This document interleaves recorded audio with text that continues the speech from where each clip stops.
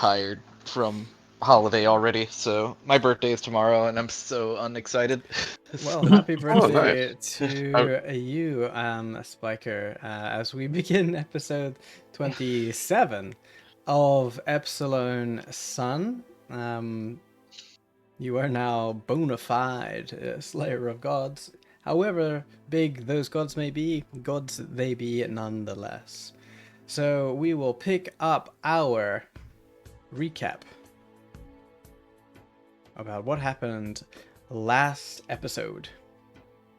And where we began was at the bottom of a spiral staircase after slaying a snake. And despite your aching, wounded bodies and your resources dwindling, you rally together under the premise that shit is going down. And if you don't stop what is happening, who's gonna? And would they be in time should you choose to leave? And 2 minds to begin with, and 1 mind going forward. True, it might not have been your fight directly, but nevertheless, you choose to be the saviors of the unknown. And together, you stepped into the sanctum of the Madam. We began that encounter with Aurora attempting to reason with the Madam and learnt it to be a Medusa who wished to summon a creature that will end her era and the Tharkeen still within the temple of being underground and once again retake the surface. And clearly not interested in talking, but seeking yours and everyone else's destruction, she continues her ritual to bring the creature forth. And with the aid of a strange-looking gem shard within the protective bubble, as she continues her ritual. And jumping into action, you immediately assess the situation and attack instead of her, due to her invulnerability, and attack the snakeheads with paralyzed but living peasants of the sorrows, and learn some magic works and some does not. And some of you realize that the affliction that you hold gave you strength within proximity of its source. And a plan begins to form.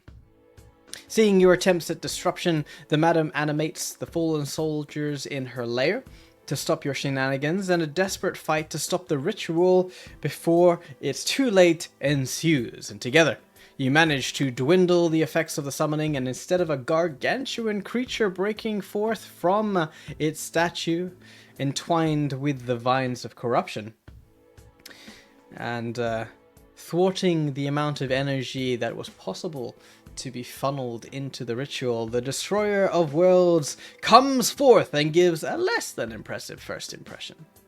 A tiny impression, if you will. And linked in life with its summoner, you get to work in hacking them apart. As the protective bubble comes down, Aurora kicks over the gemstone that was used in the ritual and has an out-of-body experience with a word from her god explaining a bunch of history and stuff. As the life of both the Madam and the Destroyer begins to dwindle, Aurora also attempts to persuade the tiny god to be her pet, but fails to convince it beyond its own death, and thus results in you slaying the god, saving the townsfolk, looting the bodies, grabbing the gold, freeing the surviving child, and resolving to get the hell out of there.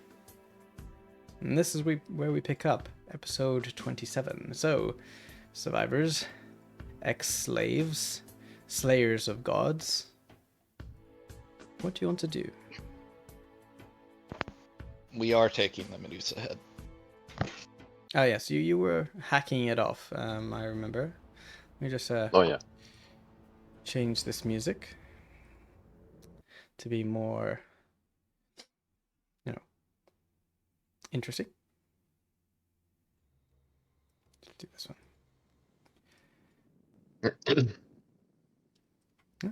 Did we save the people that were chained to the statues? You have already released them from their bonds as they came out of their paralysis-like effect. And yeah, you basically have them as well as the child that you freed. Unfortunately, his mother and brother did not make it. But yeah, he's with you too.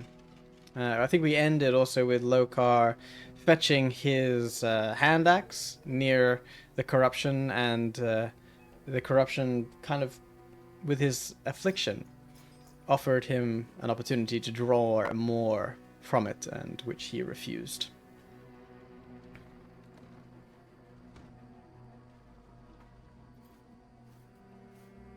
I think we were gonna have the people we saved help carry the kid's brother and mother and anybody else we could potentially get down, and that was about it. Like their corpses. There's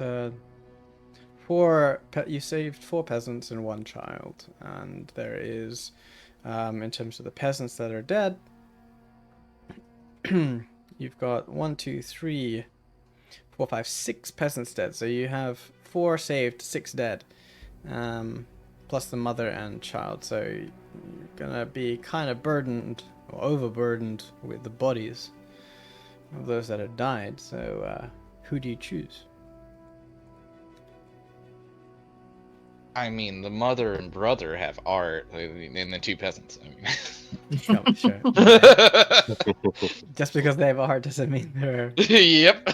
useful. Yeah. Those 3 are clearly triplets. They're not important. We need to get these Yeah, ones so that are it's- unique. It's sound logic. You can't deny it. This one's shiny. Yeah. Okay, so collectively, okay, well, you still got to get out of here. So the child's easy to carry, but the wife might take 2 people to easily carry it. It's literally who we can. Like, we're not Mhm. coming back. Yeah. Mhm. Let's move out.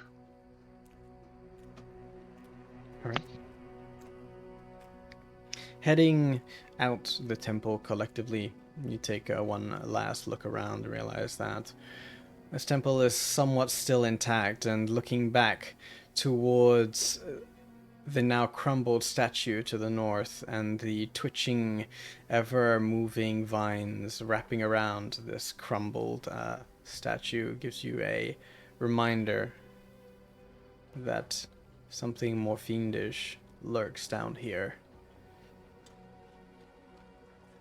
But you have a Medusa head, and you have survivors, and with them you choose to leave the sanctum, picking up the gold, the silver, of course.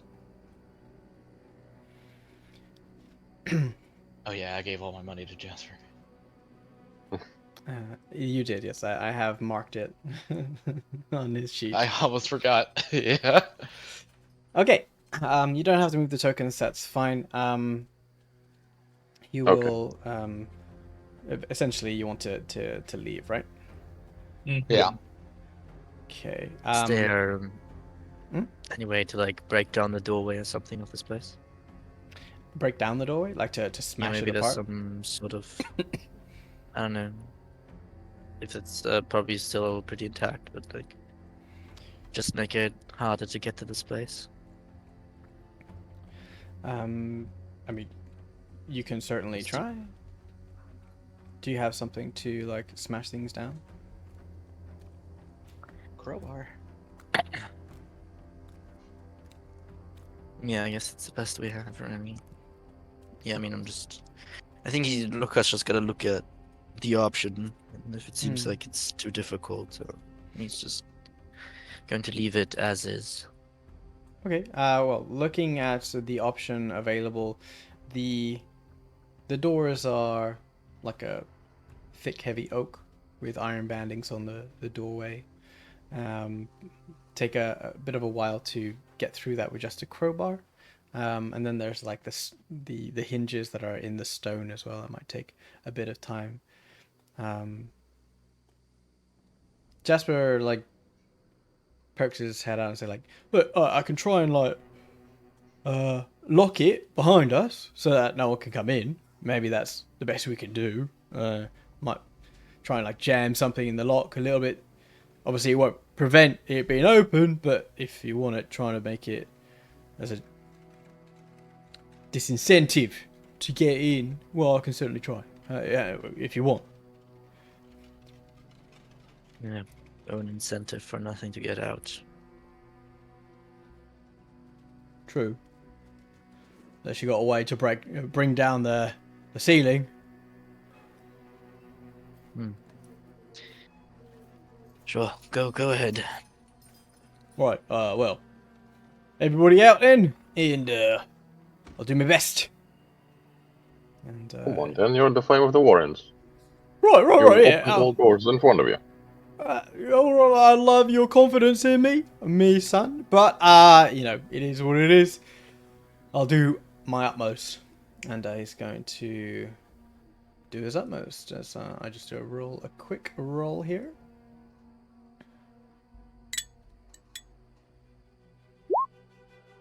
And that will be the DC of breaking back in. Okay. So, you all get to the base of the stairs. You ascend into the light. Yeah, go ahead. I have an acid vial. Could I just like melt the lock on the inside so it's completely non-functional? On the inside? Yeah, because like just put it down the chamber, the keyhole. Because it'll just slag, right? It's not like it's sulfuric acid so much. I mean, it might have an effect. You can certainly try. You can certainly use it, and it will increase the DC, for sure. Yeah, I'll do that. Okay. Roll the damage for it, and we'll add that to the DC of the lock. It's 2d6. Okay, so it's a 15 DC. Yeah, not too shabby. Okay, so the door is relocked and somewhat disabled, and you all stand at the base of the stairs. Anyone else wish to do anything within this area? All right, collectively, with survivors and the unfortunate carried with you, you head to the above floor. And Silverbeak is still there, guarding, and he's like, "Who? Who? You're back? Who? Didn't expect you back so soon." To Karik, obviously. Yeah, we made it. We're back. We need to try to get all these people up. Can you help carry one of them, possibly? Certainly you can. It will be more of like a back and forth. Who? We can go back and forth many times without any disturbances. So, I certainly can help them, but they're pretty heavy for me. Who? You can take the kids. Be more of a fluttering rather than a fly. So just like jump with me, who? And if you want you to, can make the job cry. Just throw me. Yeah, I can get these people over if need be. okay. And So you too. you have the functions, the abilities with the help of Silverbeak and like basically scooping one person at a time, Lokor bouncing back and forth over these boundaries. Like you can make it over given time, and you don't have to worry about noise. Okay. And you head collectively out to the west. I guess at this point, is anyone wishing to do anything, or on the way in, you had quite a difficult time. But is there anything anyone wants to do on the way out that is different from what you did on the way in, given you know the tricks? I'm a little surprised we don't see any more of the Threekin. I mean, they're preparing for taking over the world. They're busy. I mean, Man, they're gonna be pissed when they find out she's dead. should we put the Medusa head at the front of the cavern or something? Nah, I think we should bring it to the mayor.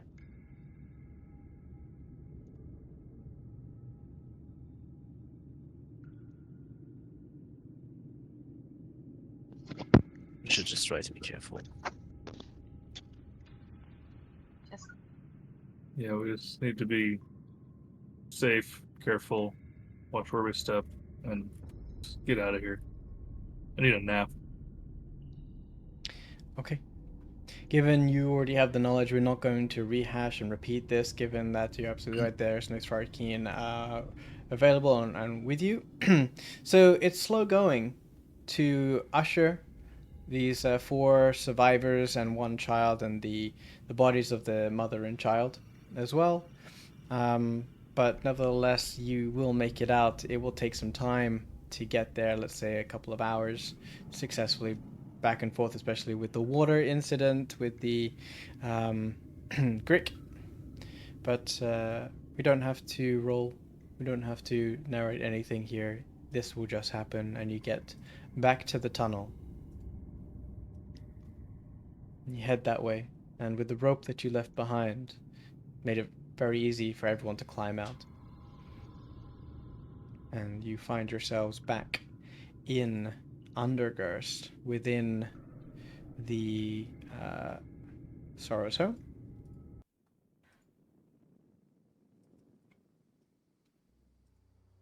Any idea what time it is? Not that time matters here anyway. Time to get paid. Not And wrong.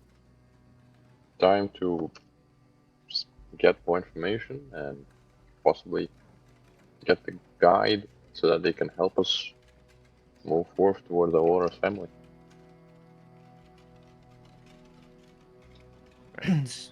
As the child that you saved emerges from the hole, he looks around and goes, "Home. Oh. Not home anymore, really. Not without."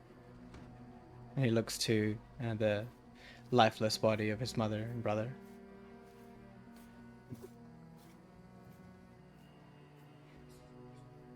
He Come on, kid. He like fidgets back and forth. He's not sure exactly what to do.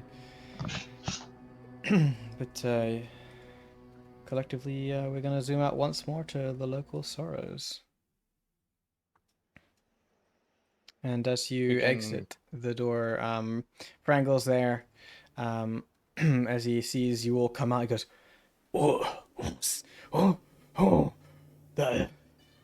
do these folk all come from? You were gone a long time, but never expected you to come out of there. Because these folk have been missing for weeks. Oh, There it's are gonna be- insectoids at the end of the tunnel. They have translators, but they're few in number. We killed their leader. They may or may not retaliate.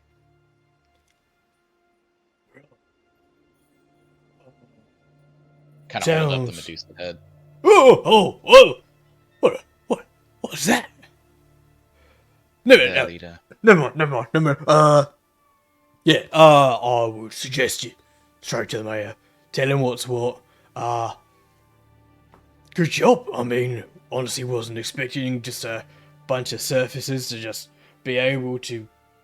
Well, I apologise. No, you're not just surfaces. You're heroes of the sorrows, right?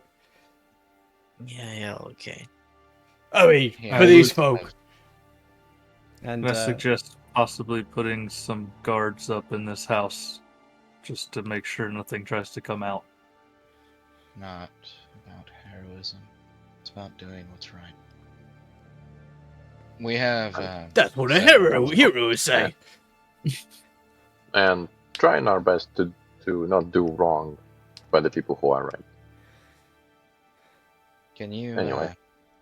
take the bodies from us? Sorrowful lot.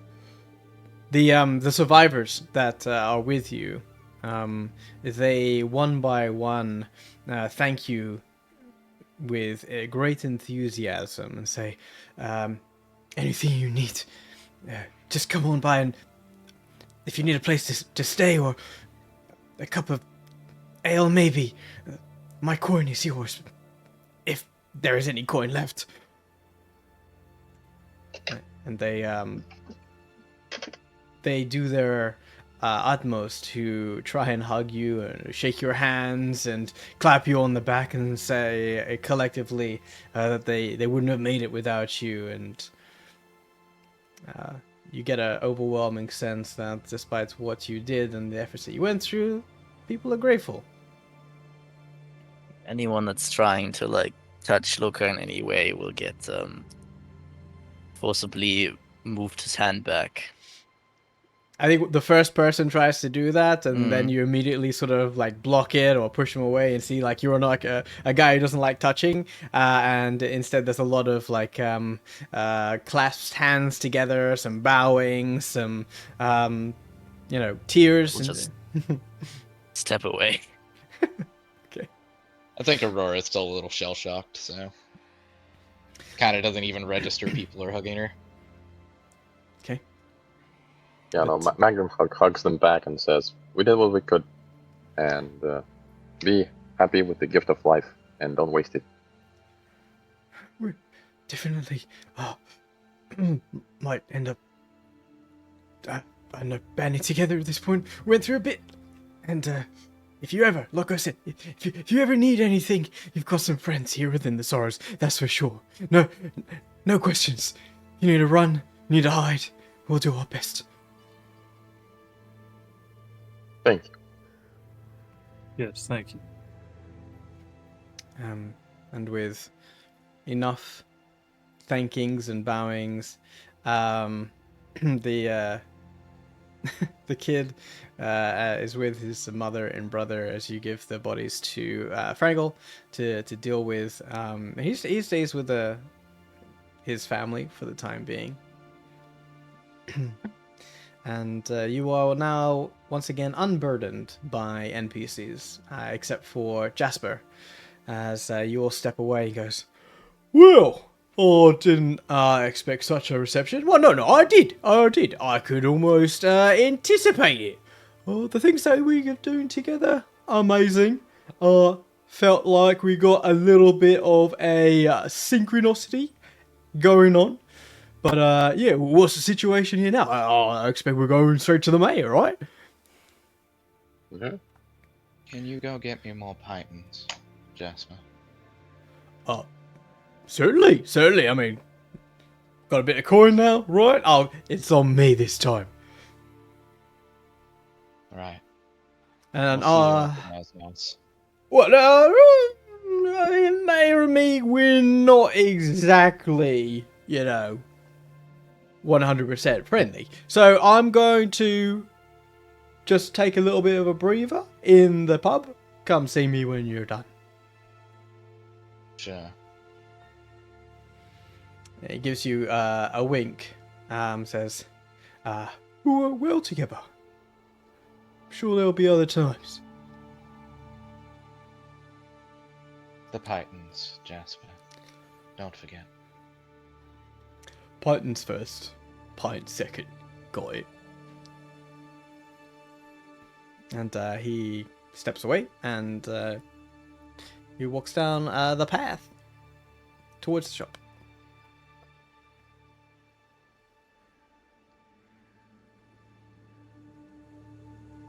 You are alone for the first time. You do have Silverbeak still with you, unless you choose to dismiss him.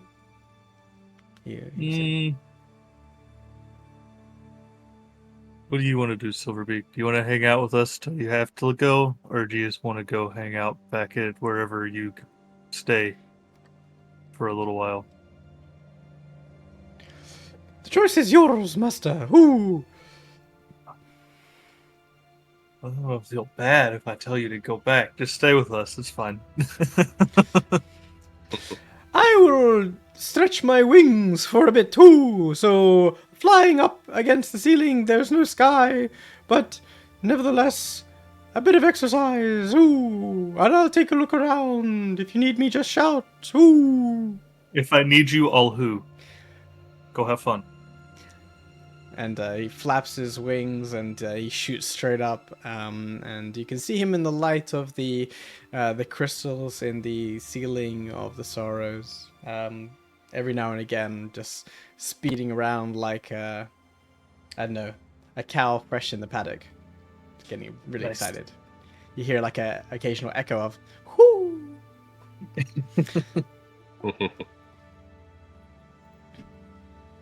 Okay, where to, guys? The mayor. The To the man. mayor's house.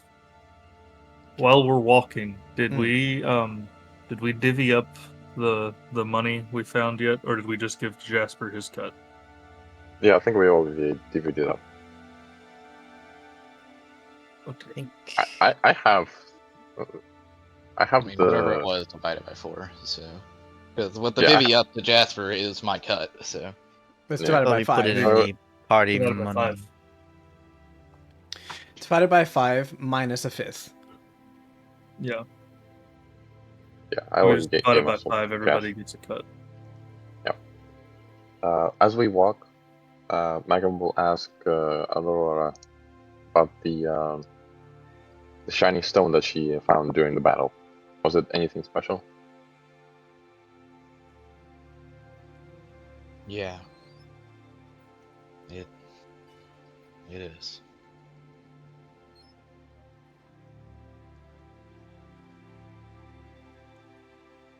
Like, Sorry, it's a bit much right now. Okay. Is it dangerous to us?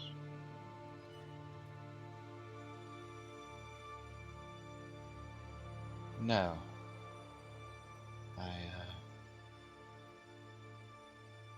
It might just be the most important thing in our possession. Hmm. Well, in that case, when you're ready, I'm sure you'll say what you saw.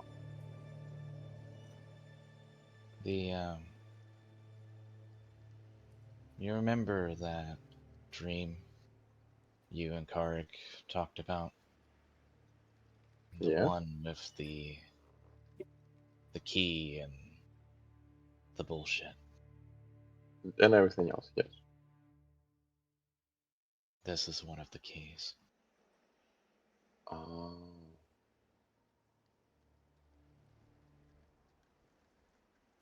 Okay. We definitely need to talk about that more later. Yeah.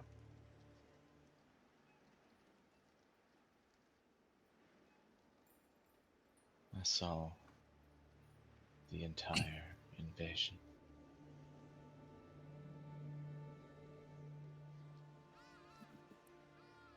What invasion? The war against Epsilon.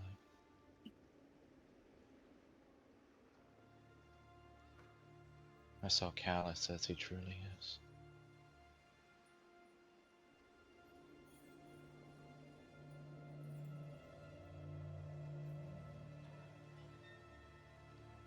Which is Pure evil.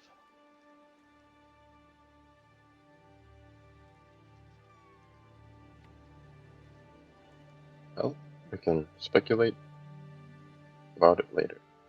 Let's speak with the mayor about the passage.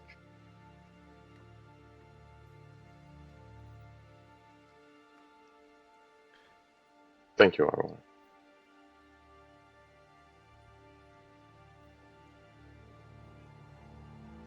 And with a few nervous and quizzical side eyes, especially from Nissa, as you make your way up the tiers to Mayor Chandel's broken home.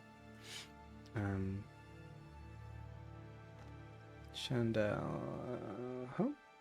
Boop.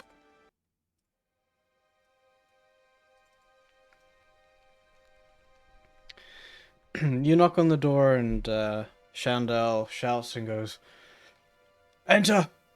Is that you, Gabriel? Got some painkillers?" And as you poke your heads in, he goes, "Oh, It's you. Well, deputies of the mayor, what have you managed to find? I think I just throw the Medusa head on the ground in front of him. He like stares at the head that you throw onto his floor, shocked, and then looks at you again, and then back to the head, and kind of wrinkles up his nose like in disgust, and looks back at you again. He goes, "Oh, what's that?" There are creatures below. That's their leader. They may retaliate. We freed a bunch of people. Frangel has all of them. I see.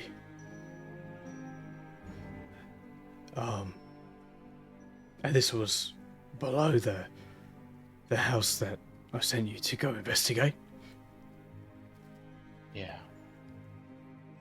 Well, who would have thought? Such a creature. And others, you say, that could retaliate. Are we all in danger? The creatures are intelligent, but probably at the intelligence of a small child. I don't know if they could coordinate or not.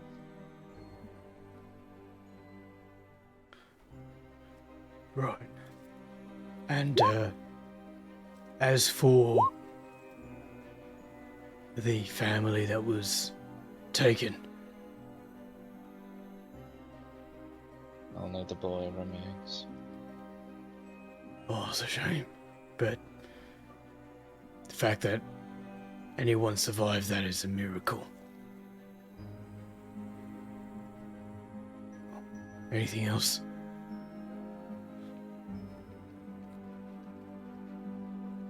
I want my path to the surface. Yeah, That's all. I figured you might.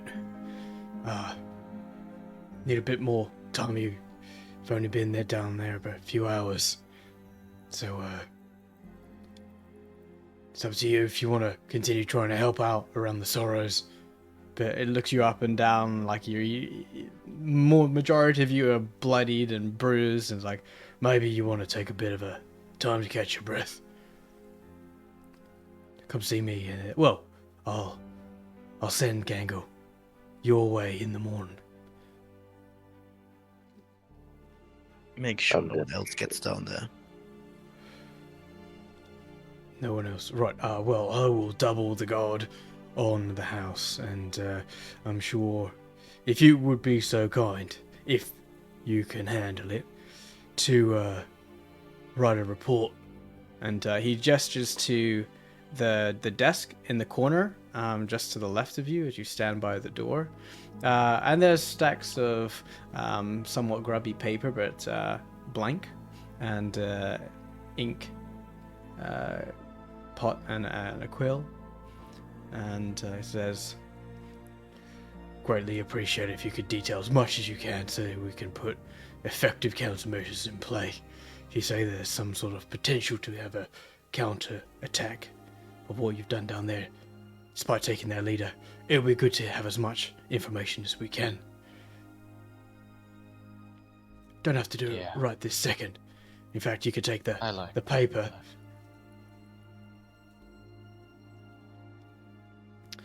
I think Aurora just walks over and starts filling out paperwork. It's like forms, like, is this an invasion? Yes, no. Are we in danger? Yeah, just hitting all the check boxes. Are we? How fucked are we, Ken? Yeah, what's the... it's blank paper, and Shandell says, like, you can take it. It might take you a bit, but if you can have it done Yeah, by the morning and give it to my Gango room. on your way out, that'd be much appreciated. Now, Of course. have you managed to handle any of the other incidents over in the Sorrows? No, All right. we went straight to the house. Understood. I'll I'll make sure Gangle addresses your report effectively, and any coin that coming to you as reimbursement for your efforts, I'll make sure it's adequately compensated. Sounds like you've done a great service to the Sorrows in my stead, and I can't thank you enough for that. Any help in our current time of dire need, and my inability to act, well, by extension, you're ensuring that the people of the Sorrows are taken care of. And I can't thank you enough for that. So thank you, strangers.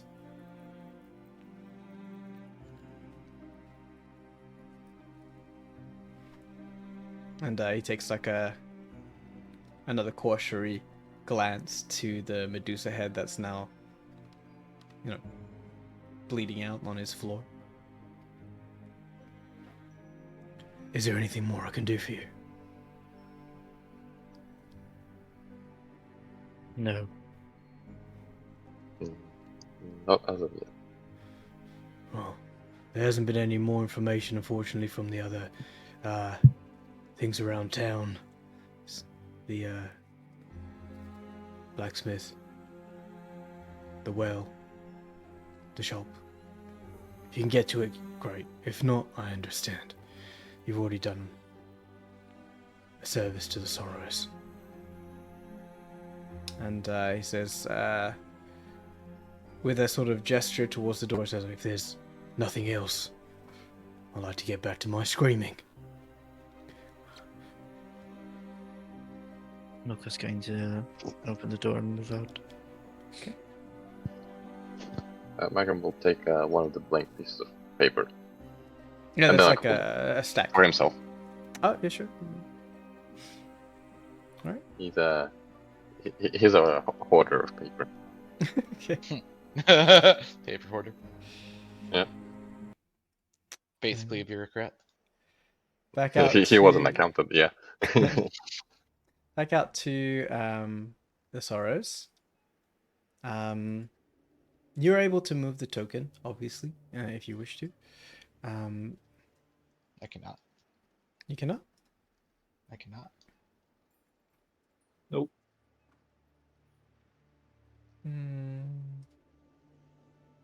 How about now? No, okay. Right.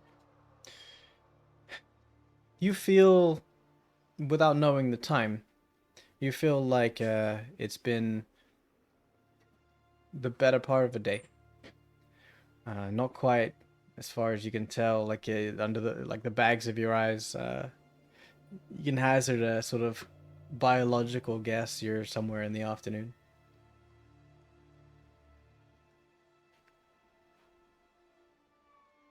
What would you like to do?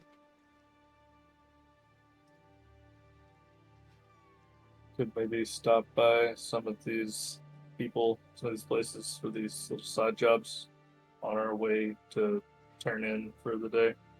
Get some information, and then if we can't move out tomorrow, we have some things to do.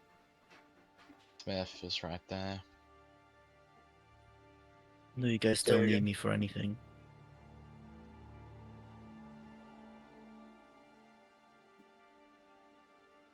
You need to rest, Loka. I don't know. I don't feel like doing any more of these jobs, but if you feel like it, I would just do some things on my own. Unless you still need me for something.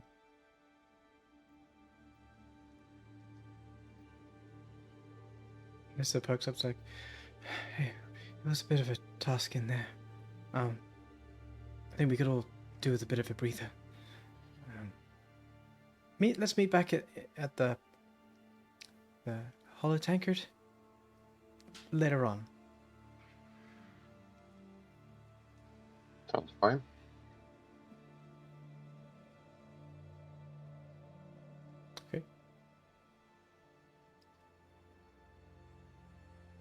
Lokar is going to start moving off on his own. Okay. Kark, are you wanting work? I mean, right now I want to go to sleep, but it's a little early for that, I feel like. I just thought maybe we could stop and talk to some people on our way to the tavern. Loka, take this gem. Stops, turns around. I'm going to talk to the smith. I'll see you later. And I will hand him the Valora gem. No Alright. matter what happens, do not lose it.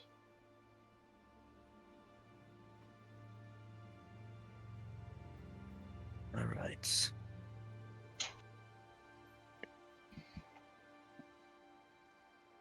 He kind of puts it in your hands and kind of puts some pressure on it.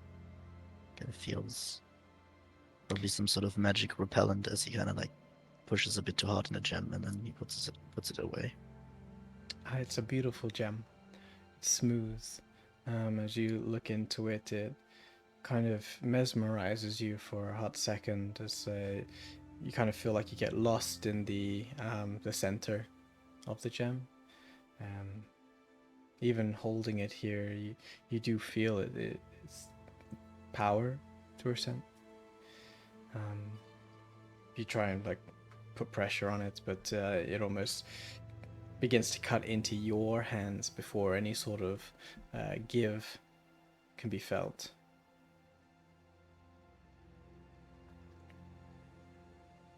It is the single greatest item that has been or ever will be in our possession. Yeah, it's okay. I guess thanks for giving it to me or something. And then he just turns back around and walks off. Okay, I'll put your token on the map so you can keep track of where each other are. To the smith then, Karik? Something about ghosts. Yeah. Okay. So Nissa went off by herself also? Yeah.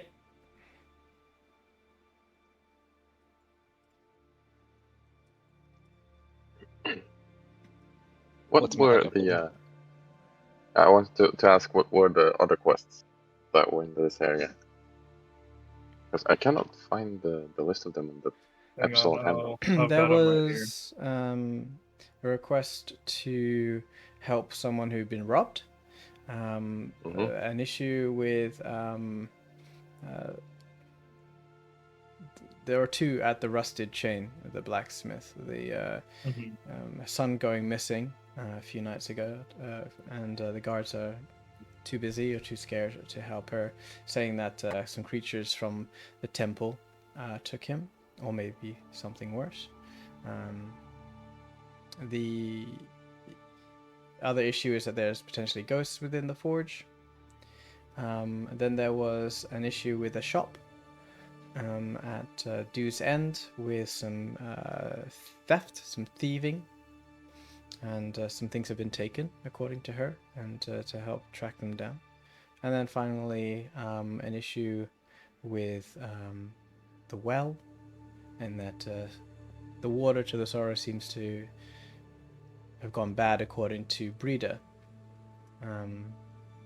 But Shandal hadn't actually managed to get around to looking into it, and he mentioned that people are starting to get sick, and asked for you to check if the water's tainted, or if there's just some sort of thing in the sewers that is causing the water to be tainted.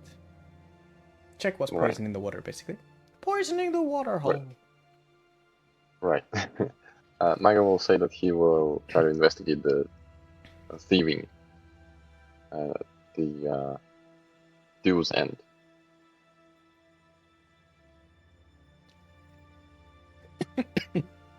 Okay, so a couple of splintering here, and I guess it's just Aurora and Karik now at the smith. We're going towards the smith. Okay. With Aurora being completely bewildered and kind of out of her mind. Okay, let's split the party. Yeah! Right. Okay. Magrum is going to go to Dew's End. I'm just going to put you in Dew's End. There. Okay. For the time being. And let's just quickly check on Lokar. Where are you heading? Lokar is trying to find a completely destroyed house where certainly no one could be really living in anymore. Mm-hmm. It might be a bit more secluded, but that's not that important. It's more important that it's already pretty broken down. Mm-hmm. It doesn't take you too long at all to find that. That's quite many places that are abandoned. And I think he is going to start raging and screaming and starting to destroy this house even more Okay. for as long as he can until he runs out of energy. Sure. Okay. Nissa is going to do Nissa things, and she'll basically end up in the hollow tankard.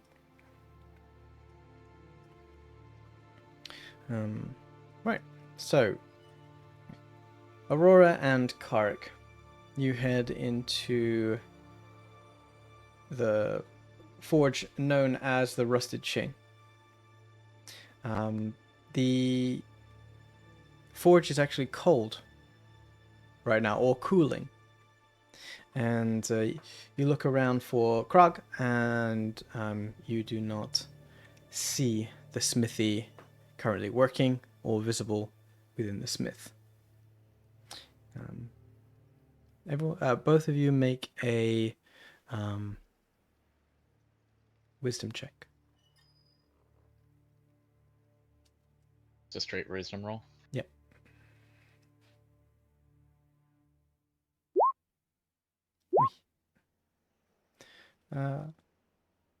Aurora, you look around despite feeling kind of out of it, and you get a little bit of a chill down your spine. Like something is a little bit unnerving here. Although with no smith to ask, you're not quite sure exactly what's going on.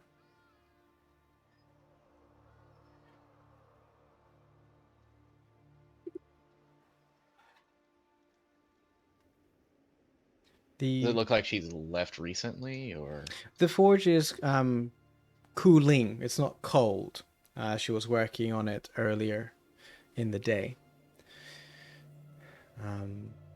It's like it's been a number of hours, maybe 4 hours or so, since it's been fired. So there are sort of embers within the forge that potentially are just like glowing a little bit. Are And things like put away, like she was done working for the day, or is it like someone left in a hurry? make an investigation check.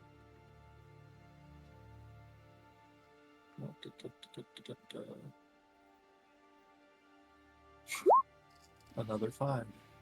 It's tricky to say. It's not the most well maintained smith. There's like tools all over.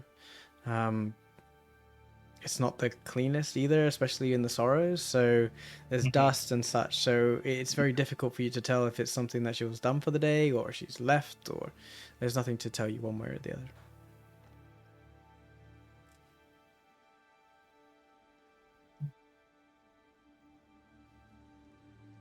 Yes. I have Smith's tools proficiency. Hmm. Can he take that at advantage then, if I was helping him look around? Because I would be able to point things out. Well, he was looking to determine whether or not the smith had left for the day, not whether anything to do with the tools.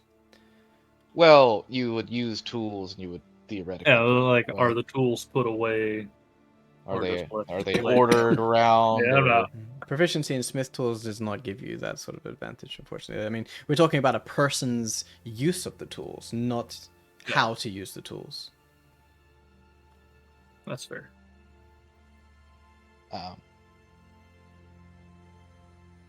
Yeah, I guess I'll just start walking around the forge and, speaking loudly. What was her name? Like Basra? Balbra? Balbra? Balbra? Balra. Bara Krog. Yeah. You can start calling out her name, or just like making yourself known.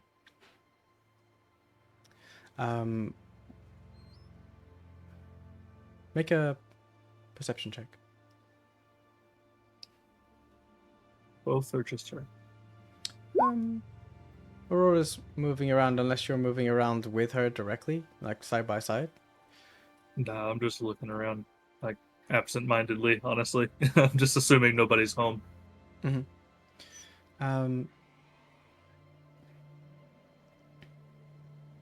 As you're going around the smithy, you hear a whisper on the air, a nondescript whisper. Not sure exactly where it came from. It's more like something you catch in the wind. If there was wind here, it's more just in the air. The words spoken in the whisper don't seem to sound like they are in common.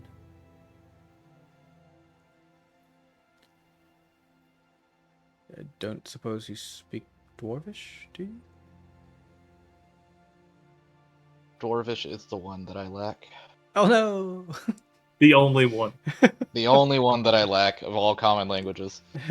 The words in Dwarvish, I mean, it's like you hear French, you don't know what they're saying, but you can tell they're speaking French.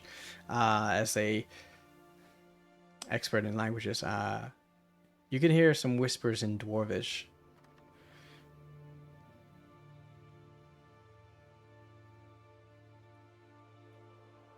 Speak any Dwarvish, Karik?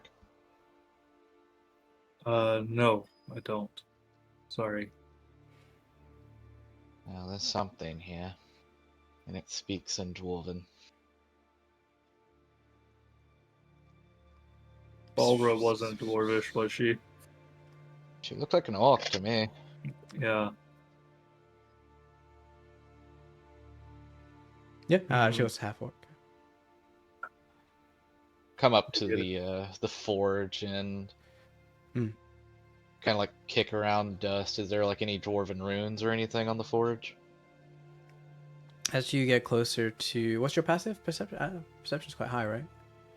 Passive. Yeah, my passive perception is 18. Yeah, cool. So as you get closer to the forge and you kick things around, from the forge itself, you hear the words, the whispers rather, in Dwarvish coming from the dying embers within the forge.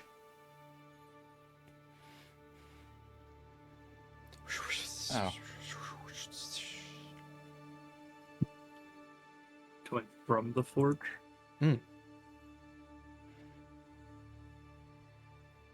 Well, that's new. I don't think I've ever seen that before. Can you hear me, Spirit?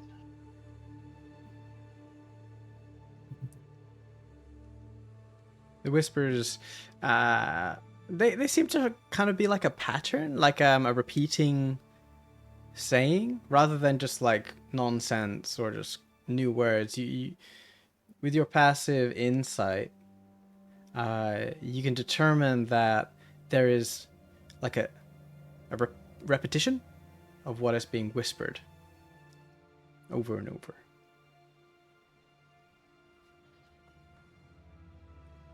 Is it clear enough for me to repeat it? Not really. You also don't know Dwarvish, so like where the words are in terms of being able to write the words down, you don't know how to write Dwarvish either. So yeah, you might need someone who knows Dwarvish or able to interpret Dwarvish. Figures Mag isn't here.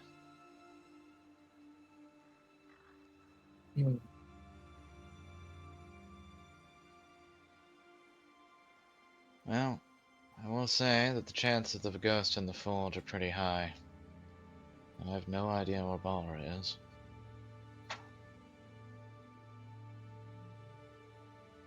Well, as we can come back by another time if we get the chance.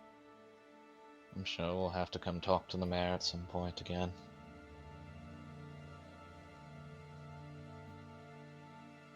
You think we should try to go see if we can get rid of some of these gems?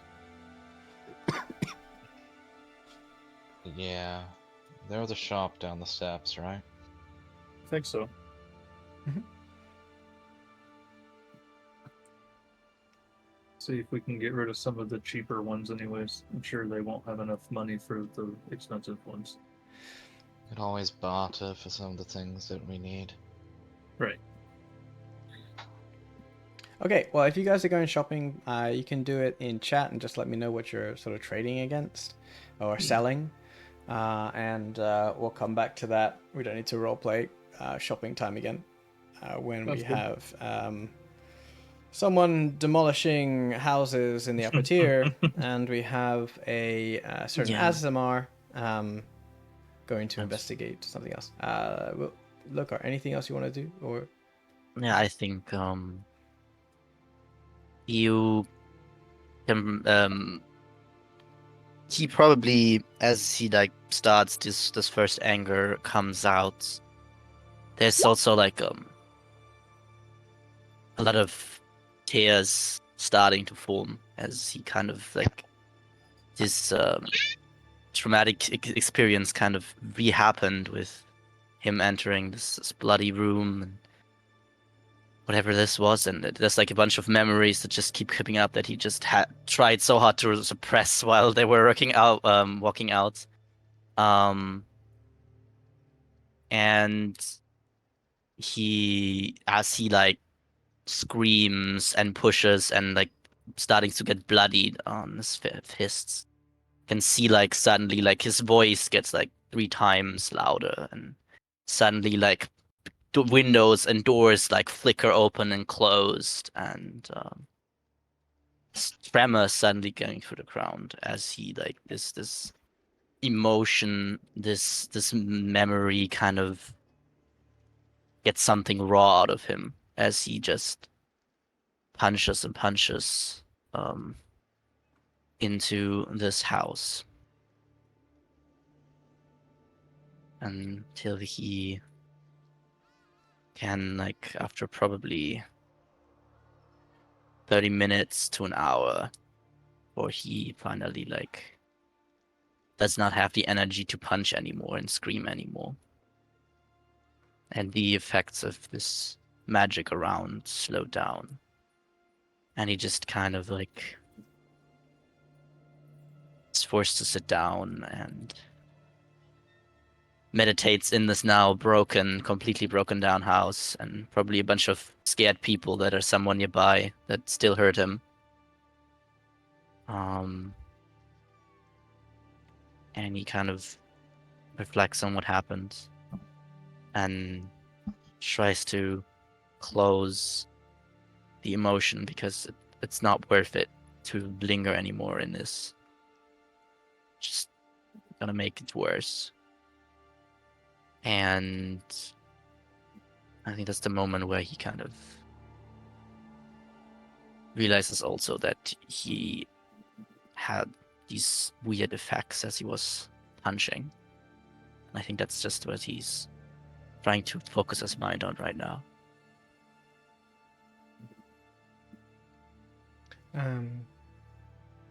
Something that does obviously stand out to you as you were destroying this house is the strength that you had when you were in the madam's sanctum no longer is with you.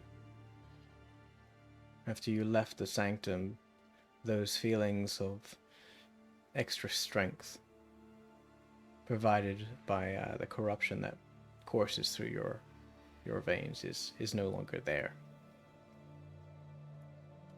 The feeling of corruption is still there. You still feel sick, like something is foreign within you, but you know, something else is now taking over. Okay.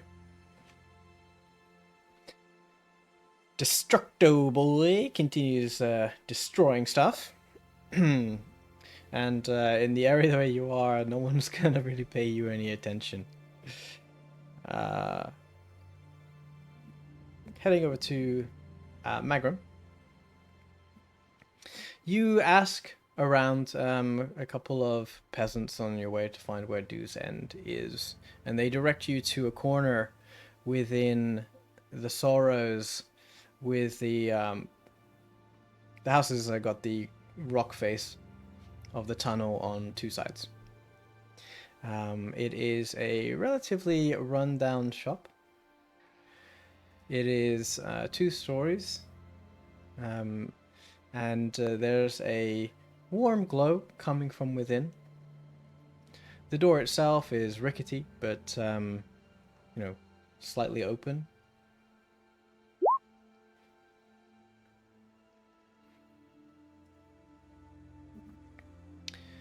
Okay. And just gonna quickly adjust a couple of things. I'll keep you guys in the scene anyway, just because you're gonna be ghosts, all right? But it's just Magram that's here, so. You are with me in spirit. Ha. Always.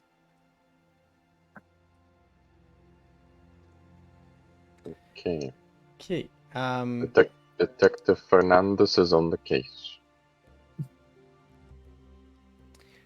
You enter Dew's End. It's a smallish shop. Oh, hold on. I need to... Wait. Where's my light? Hold on. I'll just give... Sorry, I just have to get my light from the other area. Pop. Vision control for the stream.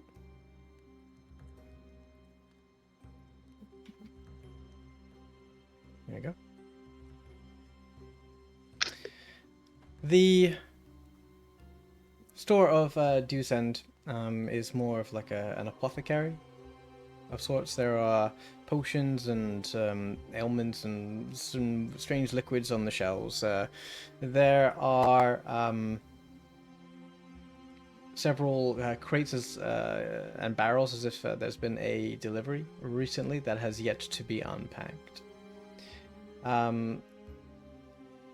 Lorna is a human lady of in a number of years, getting up there, but her eyes seem spry, and as you enter the shop, she looks up and you hear a little dingle, like a little bell over the top of the doorway, and she raises her eyes from the counter to look at you as you come in, and she gives you a warm smile, and she looks like this.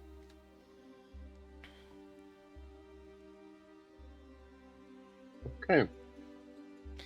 As you approach the counter, she says, "Welcome to Dew's End, Sonny. I haven't had many patrons today, but I'm glad that you're here. Now, what can old Lorna do for you?" Well, miss, you see, I am Mr. Fernandez, and your mayor has explained to us that your shop has had the unfortunate event of thievery. Could you please describe what happened, how it happened, what was stolen, just the whole event, so that it can aid us in the investigation? Oh, Mayor Chandel sent you? Oh, well, isn't he a sweetheart? What was your name again, Sonny? You can just call me Mr. Fernandez. Mr. Fernandez? Well, I'm Lorna Dews, and this here is Dew's End. I've been here for, well, a number of years now. I can barely keep count.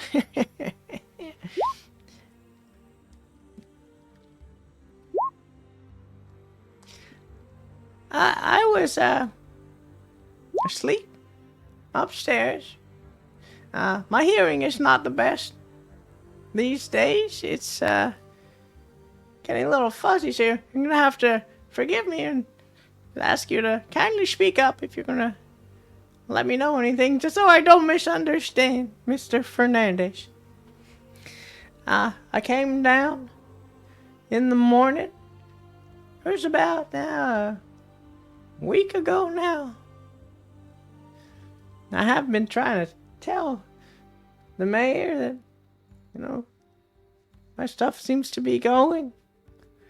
But, he's got his own problems. He's a bit of a sweetheart, I like his beard. He keeps it in nice condition. I haven't seen him for a while. And you get the feeling like Lorna starts to tangent and trail off with the story. Okay, yeah, no, Megan will try to keep her on track.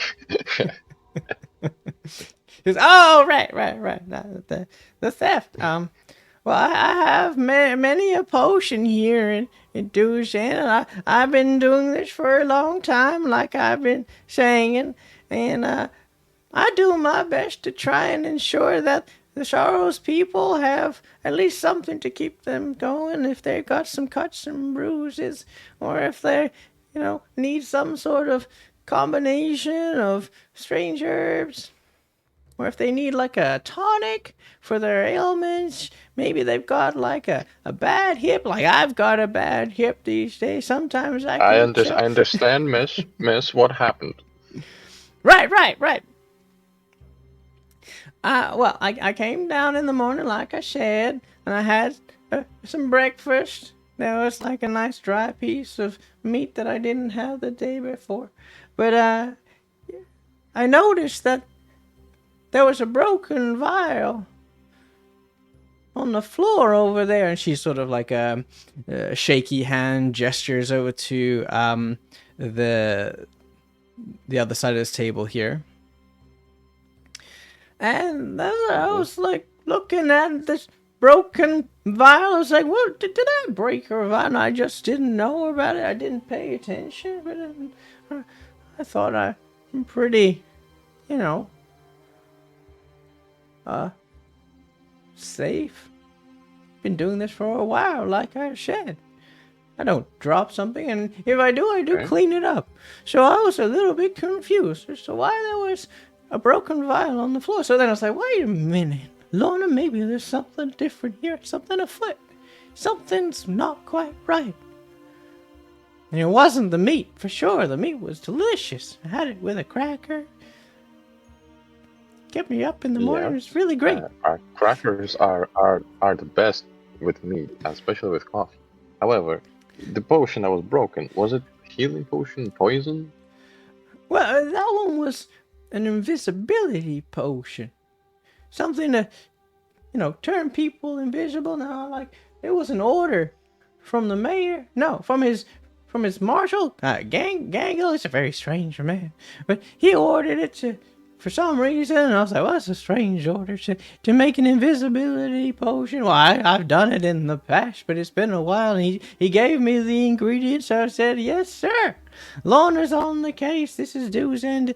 And he gave me some coin, and I right away started putting things in the invisibility potion. And then, like, I was thinking, okay, well, if this is like a broken potion, maybe there's something else of it. And I started going through my inventory, and I realized that, Yeah. someone's been doing something sneaky here. Like, you see, I've got all these potions, and they've, like, many of them, and, well, sometimes I just, like, haven't been paying too much attention behind it. Like, usually I stack them one in front of the other, and I just noticed that some of the potions have been missing.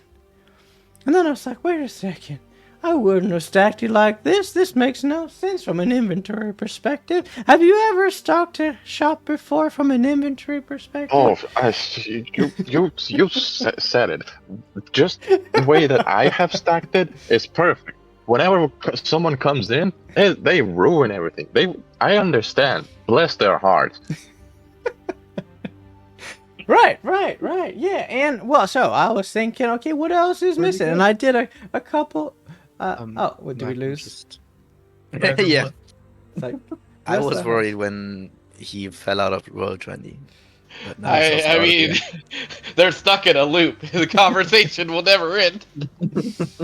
4 hours later, we might know how she was robbed.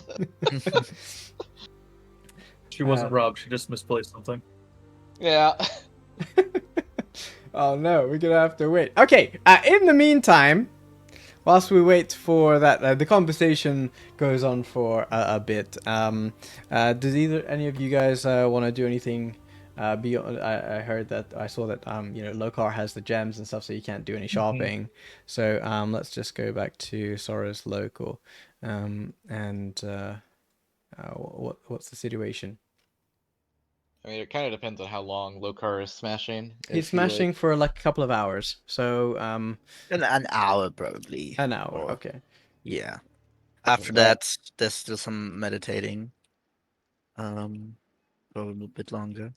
I could. Okay, but I imagine we're only at the Smith for like 10, 15 minutes, and they're like, well, can't do anything.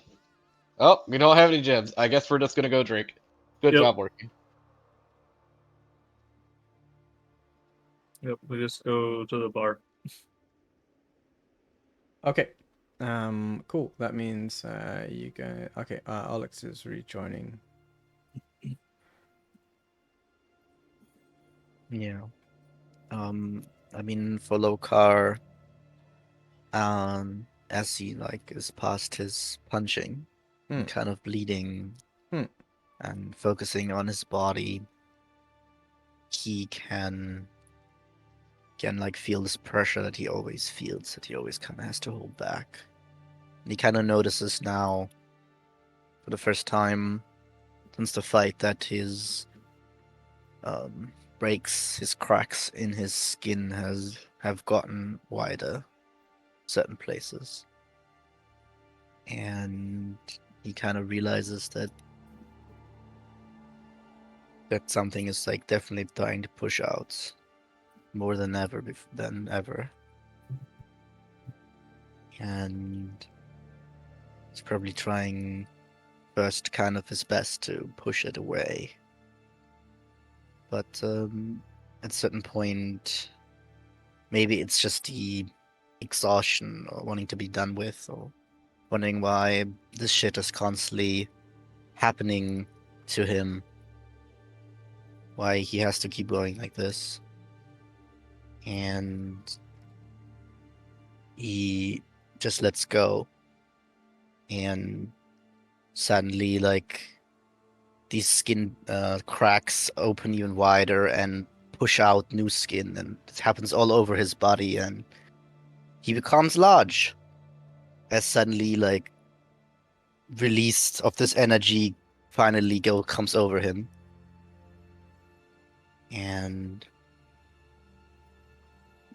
he realizes this new power that he has now.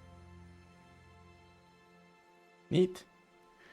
You can Yes. hear as you give into this power and you grow that there is this rush of whispers that seem to funnel into your head as they swirl around as this power sort of goes through you, and you get these what was once like a meaningless garbage of language, and you start to hear strange words that start to make sense. And yeah, you pick up Abyssal. Yep. Nice. Okay, back to Magrim as he's back.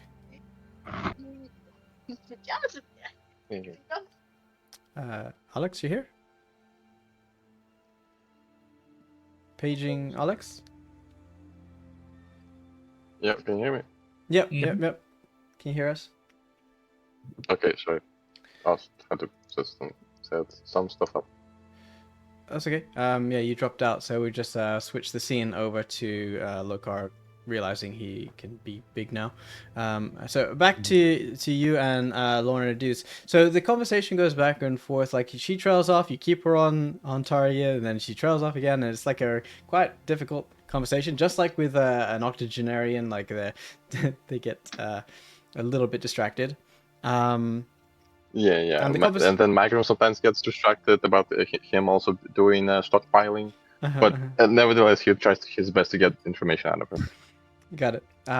So as that conversation lasts 20 minutes, and there's a point where she goes to get tea and offers you tea. It's like this mint tea. It's like, awesome. and it brings it back just like a grandmother does, You look Yes, hungry. yes, Let me yes. go make some cookies real You want fast. some sandwiches? I'll get you some sandwiches. Oh, hell yeah, sandwich. She comes back with mint tea, and you end up having this roundabout conversation that at the end of it you piece together the fact that there was a broken vial that she didn't do herself, that there have been many missing potions because they've been like replaced, or the bottles have been placed in a way to disguise the fact that they've been taken, that there was gold missing from her box underneath the register, the counter where she's at, and a ring that she had on her bedside table is also missing for some reason. She goes. You get the feeling that as she keeps on listing things, that eventually you get there's a point where you realize that these are just things that she forgot to do. And you break off the fact that the robbery here seems to have been more of a collection of resources. There is like some healing potions, invisibility potions, spider climb potions, speed potions. Someone has been raiding Dew's End for what you can piece. Well, actually, roll me an intelligence check as you try to piece it all together. About like what potentially all of this could mean.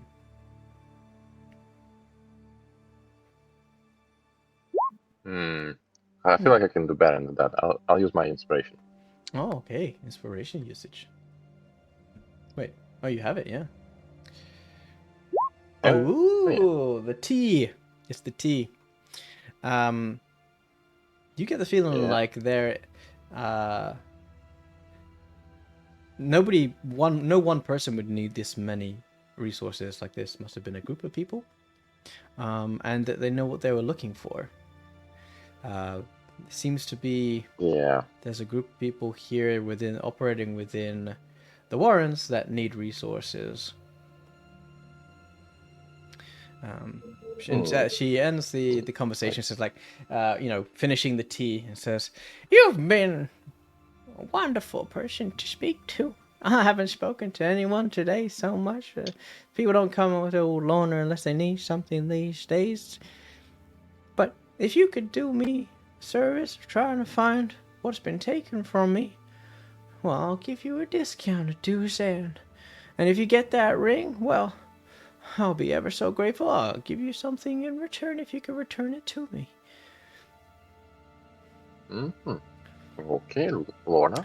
But feel free That would be mighty kind of you. look around my shop for clues, Mr. Fernandez, and if there's anything I can do for you in the future, maybe more tea or some sandwiches, just give me a shout.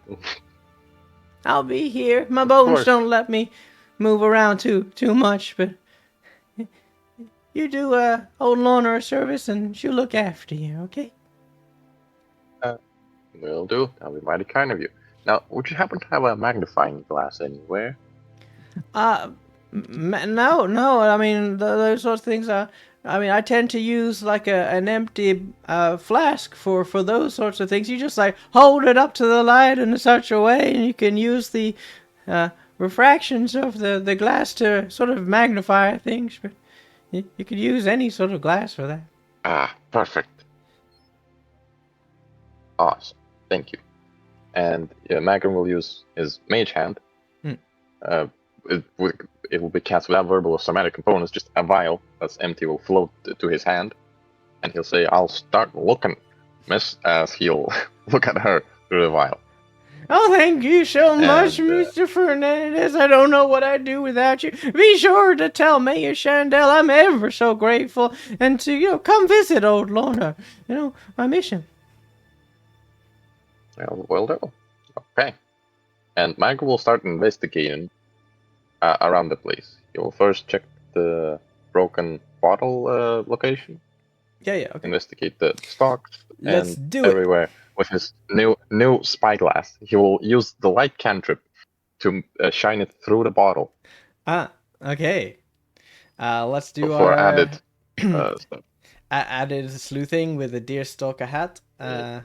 Let's go. Roll Yeah. your investigation. All right, let's go.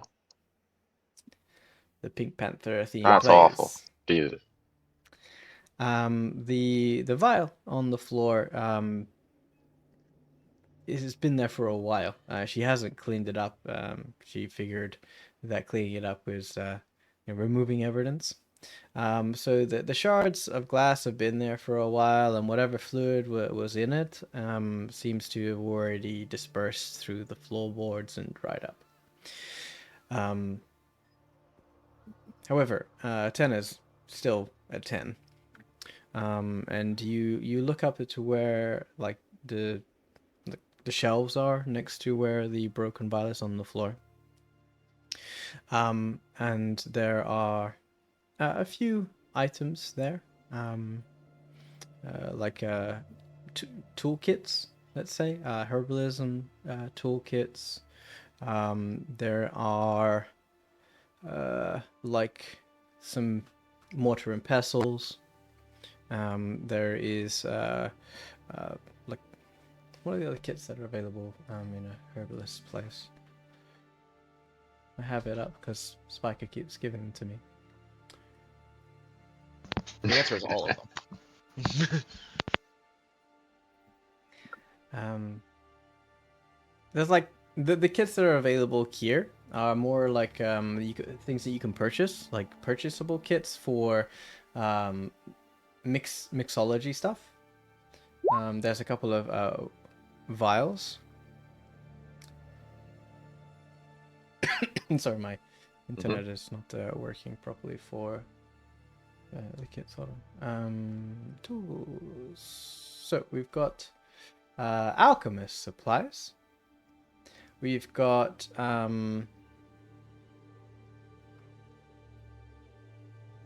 brewer's supplies.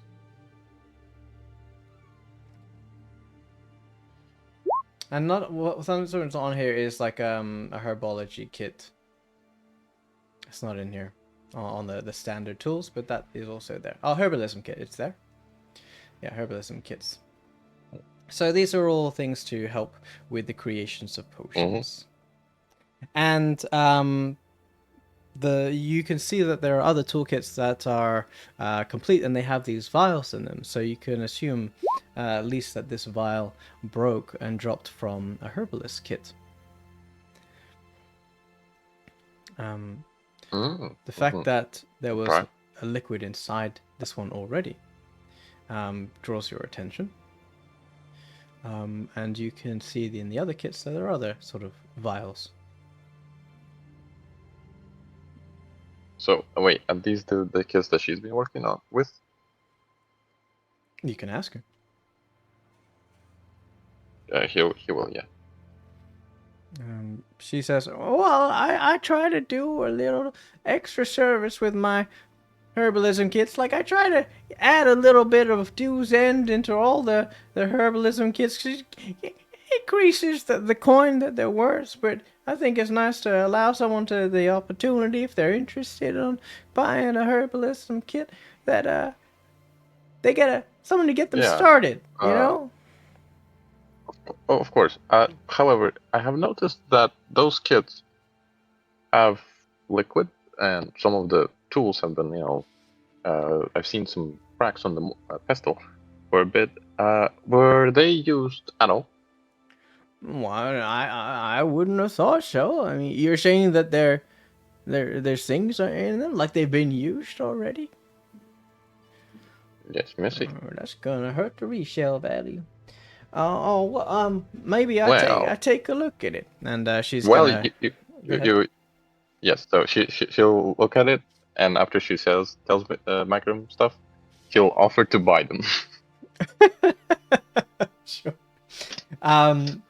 So you bring the used kit over to Lorna, and she does some sniffing and sticks her pinky finger in it, like does some tasting. She goes, "Oh my, oh no, well this isn't good at all. Someone's been making poisons. This one's quite potent." Oh. Falls over dead. Somebody's been making poison shit. Someone, at least There's someone been a knows. murder in the herbalism shop. It all no. points to Magrin. No, Mr. Hell yeah, Fernandez. XP. Yes, Mr. Fernandez. Oh Yes. man. Okay. She tastes it, it's like, someone knew what they were doing here. And if they didn't take it, they obviously just needed the poison. So this sort of poisons is more for like you coat a blade for it. No, Oh. Okay. Interesting. not like something you Well, ingest or anything like that. understood. It's not for rats. It's for weapons. Interesting. Right. Okay. Thank you, Missy. By the way, I have noticed that this and some other kits are also available. I would, since you're saying that not many people will buy them, I would. Oh, I you have a friend do me that- a service. Of course.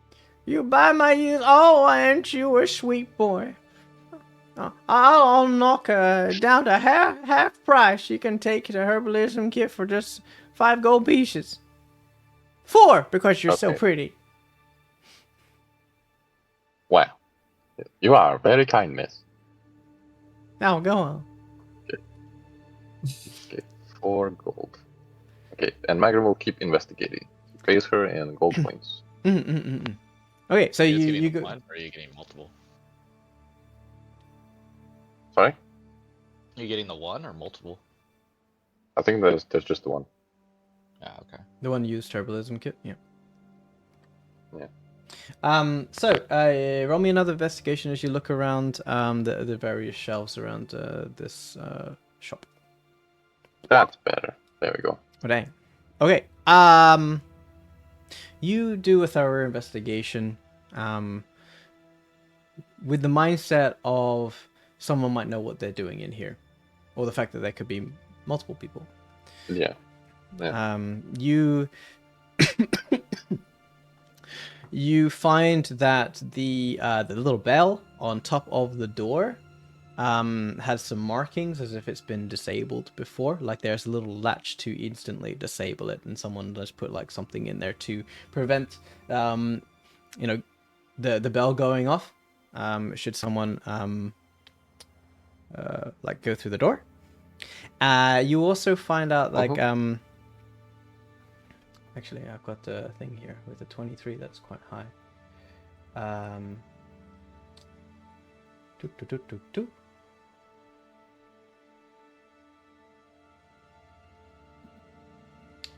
Let's see here.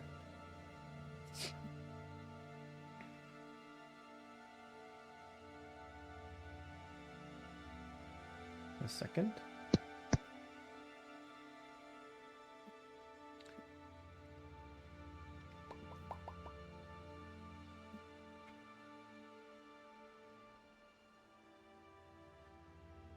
Right.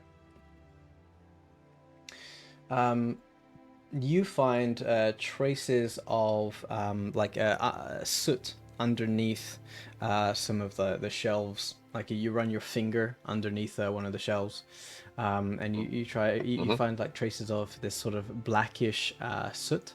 Like it's almost like a residue. And you like sniff it, and it's a little sulfuric. You also find a coil, like a spring, Mhm. that is like a small spring that seems to not make sense. Like it doesn't fit here. And then finally, as you're looking around the area over here, you Mhm. can see that the lower stair on the right here seems to have been is slightly broken, and there's like a sort of half impression of a foot that is far larger than Lorna's. Mhm. And then, is there anything further from this? No, that's it. Okay. The spring. Hmm. What happens if Micron puts like a vial on the spring? A vial on the spring, like a magnifier on the spring. Yeah, like just Uh, any like you can put the empty vial that he has on the spring. See if that maybe uh, uh, triggers uh, some sort uh, of uh. mechanism. Oh, the spring is just like like a small component. Oh, right. It's like it's been dropped. It's not like in like a Mm. wall or But you can still take a look at it. anything. Let's Yep. we'll do perception with advantage because you're using the little magnifying vial. Awesome. Perception.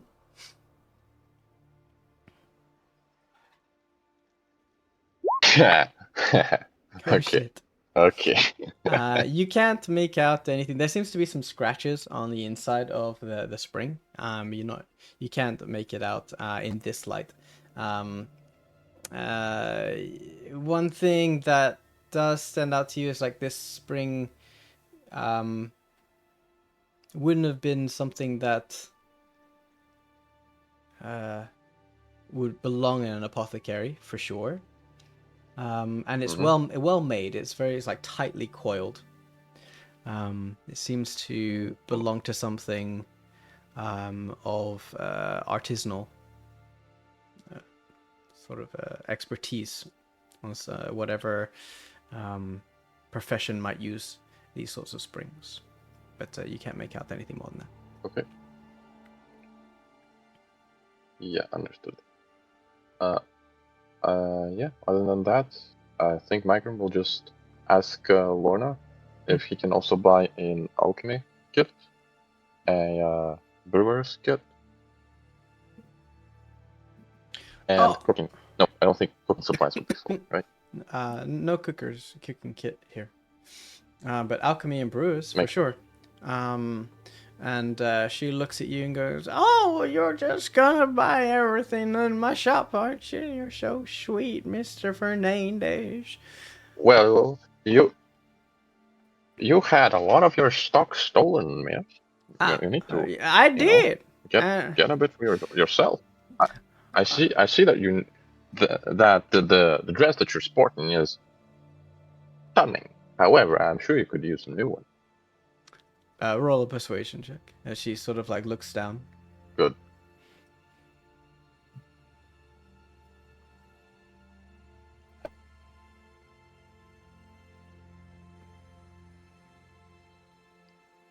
Persuasion. Okay. She looks down and she sort of half blushes and goes, "Oh, go on. Uh, You're encouraging an old lady to have hope." yeah. And she goes, "Well, since you've been so kind, Mr. Fernandez, and I hope you help old Lorna resolve the situation at Dew's End, I'll let you have the alchemist supplies." And there's like quite a lot of supplies. As you like bring them over, there's like vials and condensers and some like coils and tubing. There's like a Mhm. bellows. It's quite a big sort of piece of kit, as is the brewer's kit. You know, Makes sense. Well, so like for you, I mean, they're like 5 kilos each, more or less. mhm. With the alchemist supplies and the brewer's kit, so you have like 10 kilos worth of toolkits. And she goes, Hell yeah. I'll let you have them all for, well, 45 gold. I mean, there's quite a lot going on here, so hopefully Yeah. that's okay for you." May I pay you in silver? Certainly. Okay. He will give 450 silver. Okay, you count them out one by one. Magrum is counting them with one hand, on the other hand, and the mage hand. Okay. And then she does like count them a second time. So it happens for Sounds a while. good. So this whole investigation, a conversation lasts you about a little over an hour. And is there anything further you Perfect. wish to do? No, not yet. That's it for now. Okay. He will thank the lady, wish her a happy rest of the day, and go back to the tavern. She goes, "Oh, you come back soon? I'll make you some tea. And I hope that you can find my stuff and who's been taking it, because I'm not sure I can really handle too much more of my inventory going if old Lorna's going to be out of business, and then what I'm going to do." Of course. But by the way, Miss Lorna, if you do hear any disturbances in the night, do not, and I repeat, please do not go check. These people seem to be well equipped, and I feel like if you go into them, instigating will not be so good for your health, miss. I have noticed that there have been signs of entry, but let's make them think, really think that we're not on the case, okay, miss? Oh, am I going to be safe here at Dew's End? Well, if you do not disturb the happenings here of the people that do come in, then they will believe that you are none the wiser. Keep your head low. I will do my best, and maybe we'll catch him. Heck, maybe I'll manage to get some of the other investigators on the case and stake your shop and see who comes. In any case, please keep safe. I will be soon when I can. Oh, okay. Well, I mean, Take care.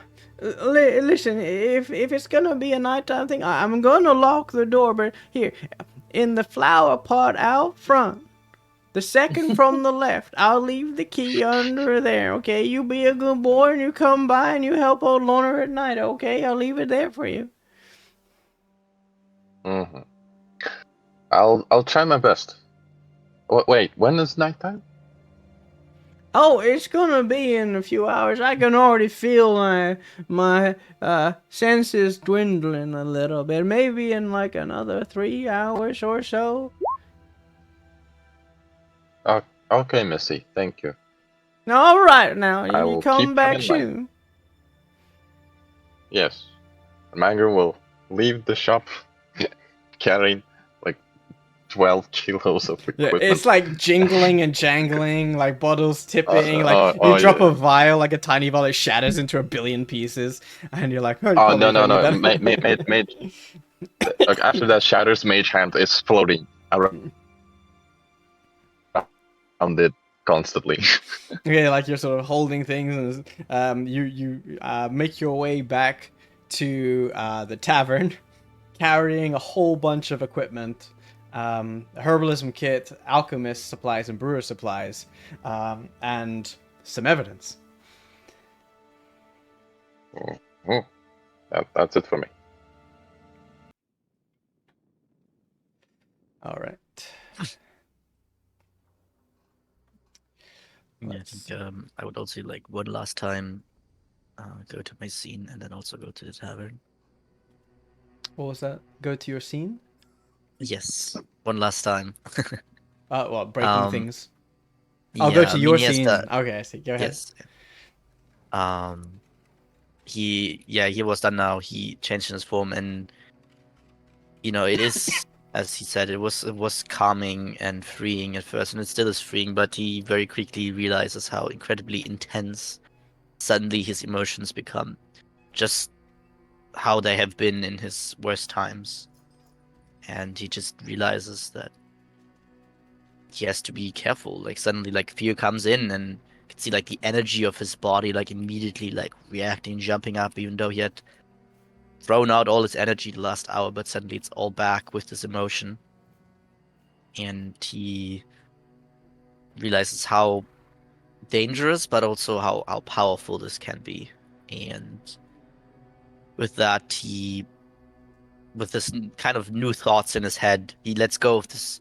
He pushes back by his meditation, pushes back on this form, and you can see like these cracks kind of pushing back into his skin, and it's like kind of painful as he shrinks down again, forcing the pressure that was free for first time in a while, putting it back into his body, shrinking down. And after all this, his head is a lot more free now with all of this. A lot of new thoughts and all these bad thoughts have been kind of pushed away, and he feels ready. And he also now goes to the tavern. All right. You've worked out your internal issues. And you realize that you are just meant to be swole.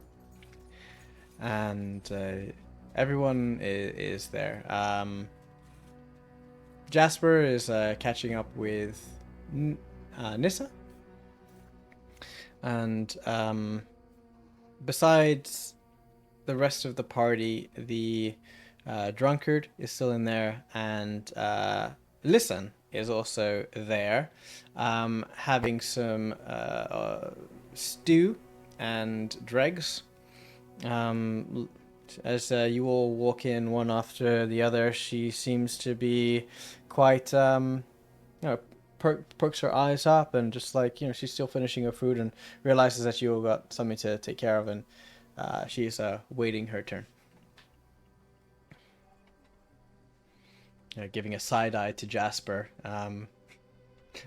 He talks to Nissa. Talks to Nissa.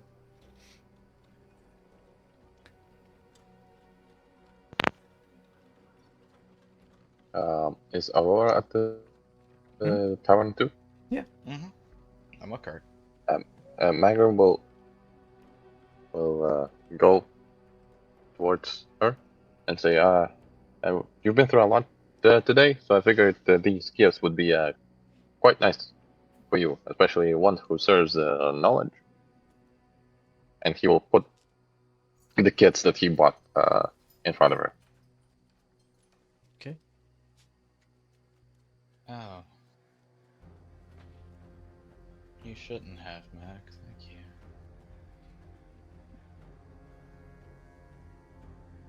You seemed pretty out of it. Figured this would cheer you up.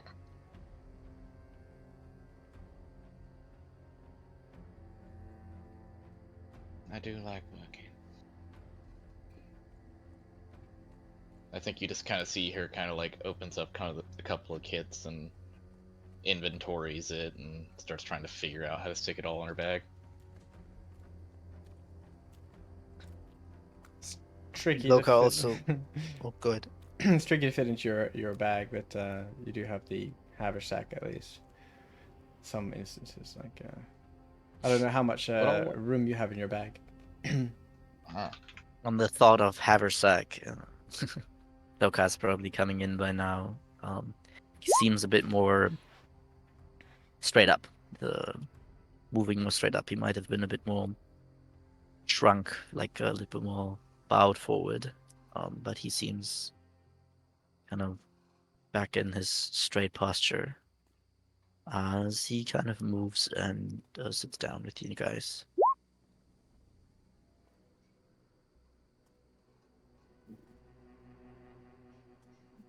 Feel better, look, huh? It's going pretty good, I'd say. I hope there wasn't no problem where I was required. Kind of turn to Mag. He looks fine, and me and Kark found a ghost, but nothing we could do about it. I don't speak Dwarvish. Not a language I you need see. to know, to be honest. Well, yeah, I have a spell that can help me read it. I investigated the shop. Lovely lady, if we managed to get her things sorted. will be getting a good discount on potions. What I was able to gather was that there were multiple break-ins, and the people that did it were skilled. They used her kits, I believe, and took a lot of her stocks, some gold, and some of her personal belongings. Also, and his potion ordered by Gargle. I think that was his name, right? Gargle? Mhm. Yeah, Gargle. And that one was taken. Well, broken actually. So I think that these skilled individuals who are taking poisons, potions, disrupting the flow for the mayor and his people, that there's some sort of rebel, a gang of bandits perhaps, that are skilled at their craft, and that they wish harm to the lawful order of this place. So I think that I should also speak with Gargoyle about this order, see maybe that there are those who wish to betray them within their realm, I mean, so to speak. why did Gargle want an invisibility potion in the first place? Suppose I could ask him. Did she ever ask, like, did he ever, like, come back and was angry that it was lost or gone? Like, obviously, if he appointed it, he probably wanted to buy it at some point. He paid for it already. Yeah, but, you know, he The probably wanted to transaction went come, through. he wanted to come and pick up, right? And then there was nothing there? Nothing. Hmm. Well,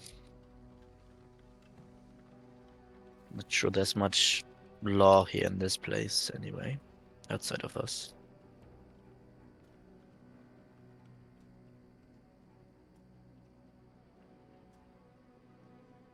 Well, Seems like the only lead we have is talk to say Gargle, I that, guess.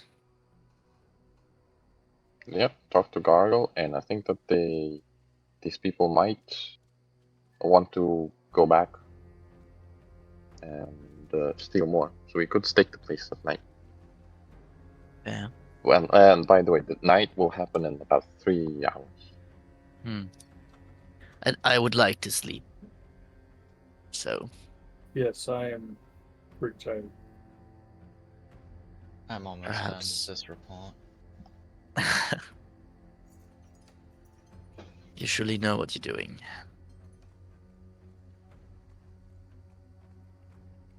Just Aurora, can I hold on to that herbalism kit?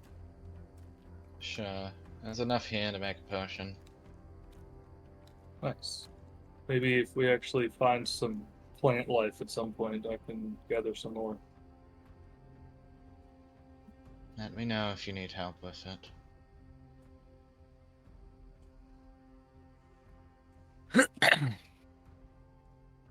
So, it seems like we can. Well, do we still want to continue this work for the mayor? Depends. We can't reliably make it back to the surface without his jackass of a lieutenant. That's really Well, the only thing I care about. yeah, I'm sure we got that under our belt by now, especially if you hand your report in.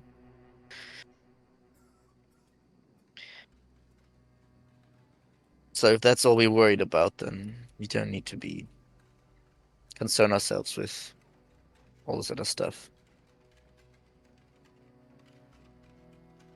But I'm not sure that's the only thing you guys care about.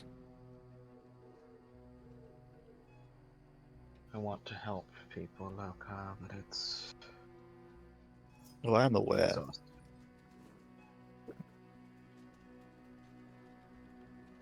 I mean, in my head, main priority is definitely getting out of here and going to Aurora's family. But I was just thinking, in the meantime, if that's going to take some time, we could try to be helpful while we can. Yeah, we could just chill. I mean, we've been working since we got into slavery, day and night, trying to push out. That's We could just take a day and, I don't know, find whatever fun thing you can do down here. You know, I think you guys know that I'm not necessarily care that much about the necessarily helping. If it were for me, all these people would have been dead in that ritual room. I wouldn't have gone in there. And yet you did anyway. Yeah, because you guys were rushing in. I don't remember a lot of rushing. I remember a lot of conversation and then everybody growing a backbone. Yeah, there was interesting approach, but it worked. So who cares? That's why we need you to stick around. You let us know when our plans are stupid, or you just help us fix it when we do it anyways. Yeah, so far the second option is what's been happening. Yeah. I don't feel like I have much of an influence here. Not But I all don't of us need- listen to reason very well, and I give Nissa some side eye. She kind of turns away, like, "Oh, who are you talking about? Not talking about me." No, no, no.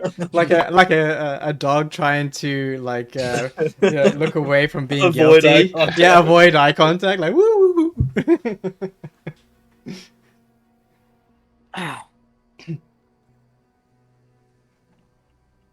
In the end, I don't want. Well, we'll stop you guys if you feel like you want to keep helping, but I think taking time for yourself, if you're feeling a bit out of the water, is not a bad idea.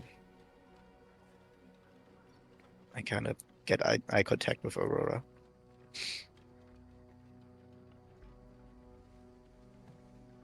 And then, Duty is to Seth.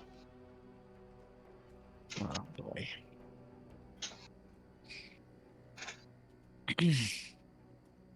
Yeah, you used to have the gym. I do. It's quite sturdy. You didn't try to break it, did you? Actually, no, you probably did.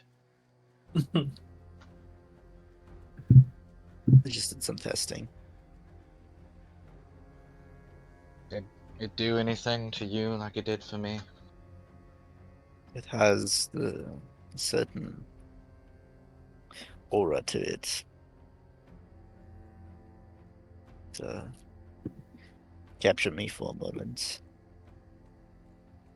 But outside of that, it's just an extremely smooth and shiny rock. I wish that's all it was. Well, he pulls it out. What did it do to you?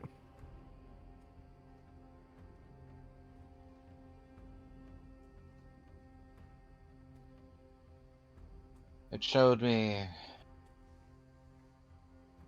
everything about the war between Epsilon and Epsilon.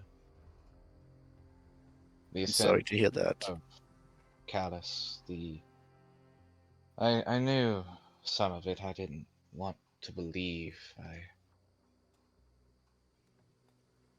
now have the memories of my father and a bunch of other ancestors that I can't even remember at this point. In the past 2 days, I feel as I have lived a dozen lives. Bit much. Sounds like it. But none of that matters. The stone, it refers to itself as Valora, I think. Some sort of ancient seal, part of creation. I have no idea what Ilmater was actually trying to tell me.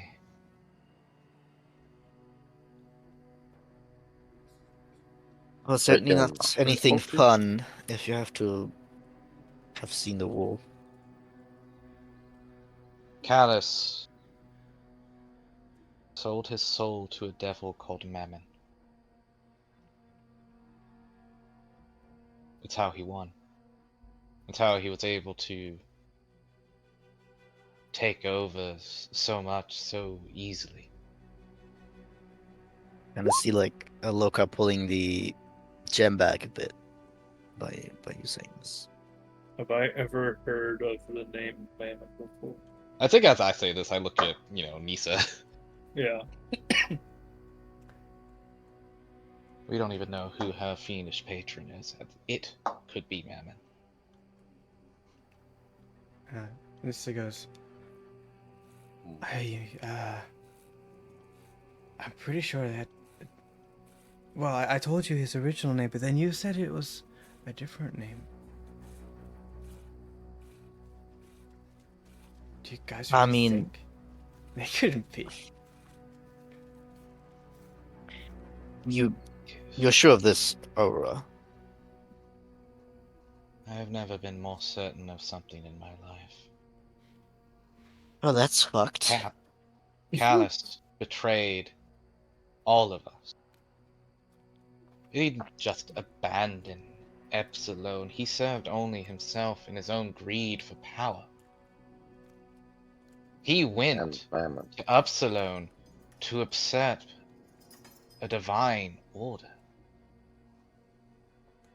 Anyone I can't he abandoned. believe I am saying this, but Nidus was just. A bastard, but just. I disagree. No, I don't think.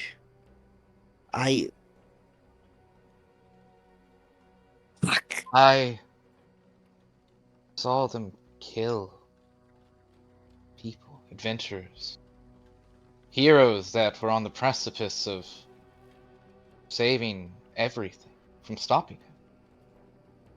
And they fell one by one. The world is still working, isn't it? Is it? For how long? You and Nisa and Karek are plagued something I can only describe as fiendish corruption. A corruption that is spreading through the earth and the soil all across the world. There's a portal for which this monster commands that he's attempting to tear asunder our entire world.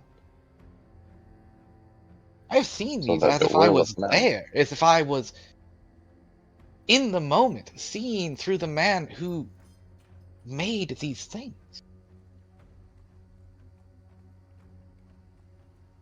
That sounds like Great. crazy. So the one thing I put my whole life into is just some bullshit. Amazing. What do you think I feel? My entire life. How you feel? You have lived for measly 20 lives, maybe. Shut up! How you feel? What's wrong with you? That fuck. He kind of like slams onto Whoa. the table. Alright. Outside. Now. We fight. What? Because you Friends, think you're this right? No, because we need to isn't- rage. This isn't the time for a fight. Both of you are hurt. Both of you are angry. Well, no, Breathe, she woke damn up it. pretty after that gem. Because her goddess. Because she thinks she has nothing in her life and everything goes terrible.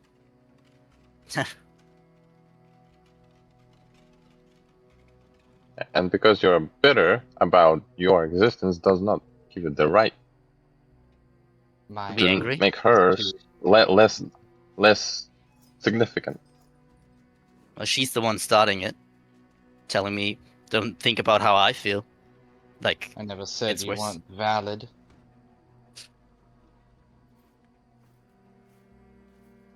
so what? You Something worth devoted your fight- life to Callus ideals that he faked. What's the problem with that? You didn't do his shit. Got into his position. Killed the people he needed to kill. You just Many followed an people. ideal. I've killed so many people, Lokar. You in a war. Yes, a war I've seen. How fucking miserable it is.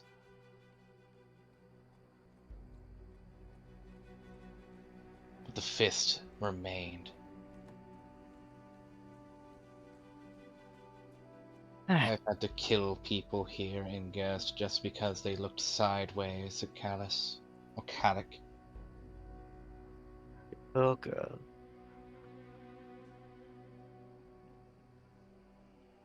I'm Why did I sorry. think anything could get into your head?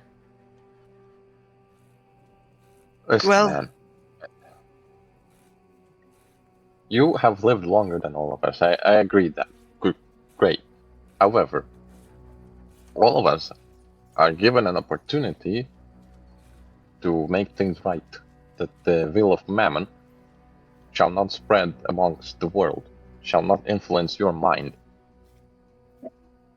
I mean, If we I stop heard- this man who has led you through terror, stress, and made you kill the people in your past, we can make things right, at least for the people ahead of us.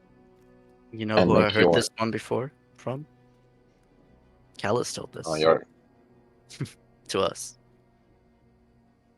Said we were making the world a better place. Who's to say well, this look, gem is any different? well, I suppose we'll find out in 50 years, and reminisce about that then. Well, I'd probably be dead by now. So Well, I suppose you will be enjoying that you did the right thing in the end. However, I feel like with all of the evidence that we have of the gem, that You mean my we have about ranting discussion Calyx, where I Curious- sound half insane? you're not insane. I seem insane. The Carrick's ideas of this new star, me being sent here, all of us gathered in one spot, all influenced by this war in some way, finding this artifact, finding all of this. I feel like the evidence is piling up to make us head towards the servant of Mammoth and, well, end it. Or has rain, or die trying. Kind of Yeah. like both. I think you guys will make great heroes. Look, there's one thing that I am certain of. It was Ilmata's voice. The rest of it, who the fuck knows? I mean, magic can make you change your voice, but I guess sounding like a god is still something special. My Sure. power comes from Ilmata. It's a little bit different when he speaks to you. Makes your bones rattle. And makes your spirit shine. Cool. Kind of pushes the gem over to you. I We don't can think still I need fight this. if you want. Get it out. I'd rather you didn't. Please I don't.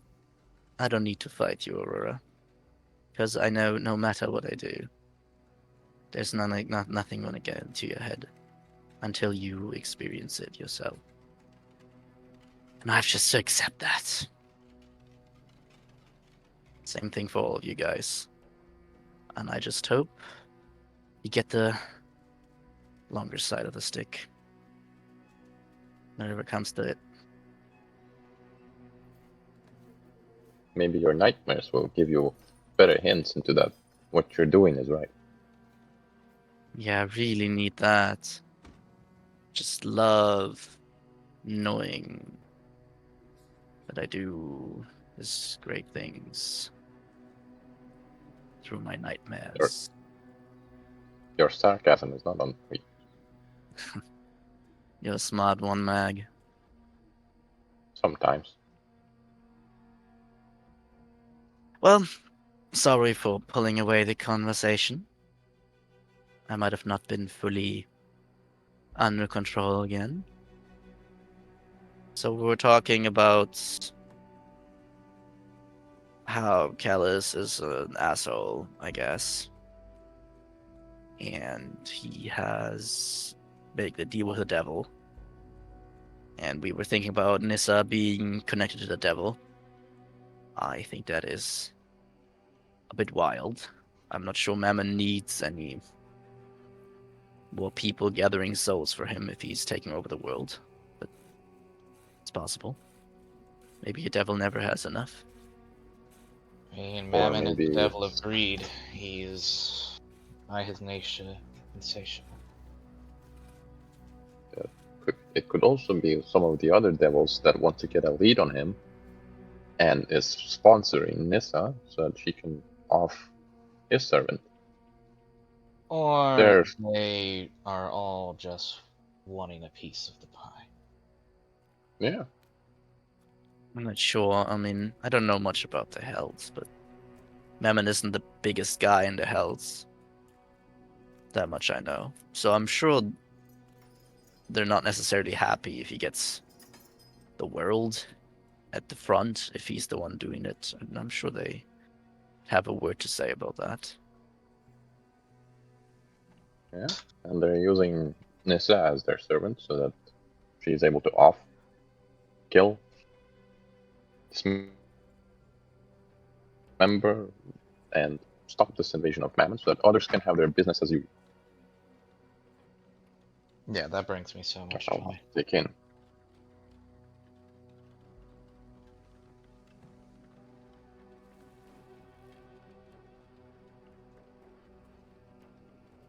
Well, in light of this, have you seen anything that we're supposed to do, I guess? That you guys want to do? You need these gems, I guess? There's others of them out there. It's like a rough idea where they are. It's really stupid that I know that.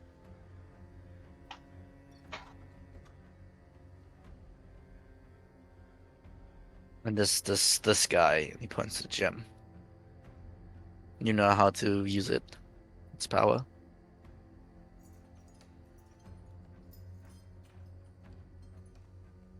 I think so. You wouldn't yet. You don't know the ritual.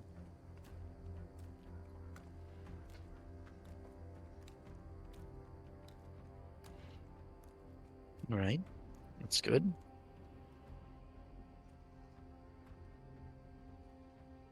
Then keep it. Because I don't know how to use it.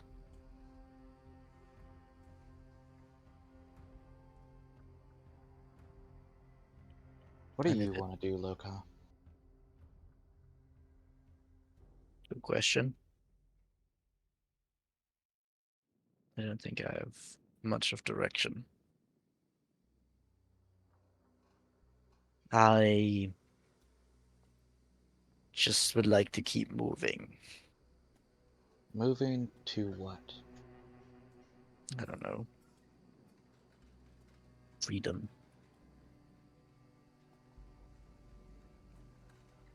Kind of rolls the gem on the table. If it's not a lie, and I haven't been tricked, then at the end of this, that is freedom. Not to say. Definitely chaining ourselves to this ideal of saving the world. Well, you could say we've been chained together for a while. Literally. Yeah, and that wasn't great either. Fucking dad jokes. Well, I mean, we're still alive. We're still You know, Yeah, that's my point. mostly fed. I mean, I suppose you are right, Walker. We just keep going, see where this tale takes us, and we write it out ourselves. Yes.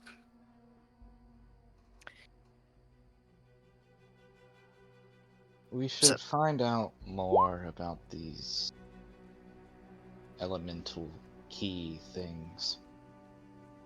Mag, you did some scholarly work, right? Mm, I gathered what I could. Didn't have a proper education about this. Yes, but you know people that might, right? A school or an institution. Yes, there is one, the sisters. They are very powerful, and I figured if anyone knows, it would be them.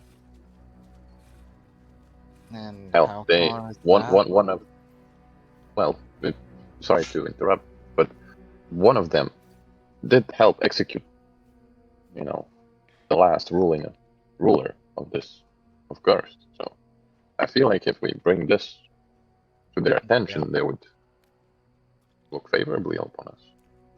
You're talking about that old elven woman.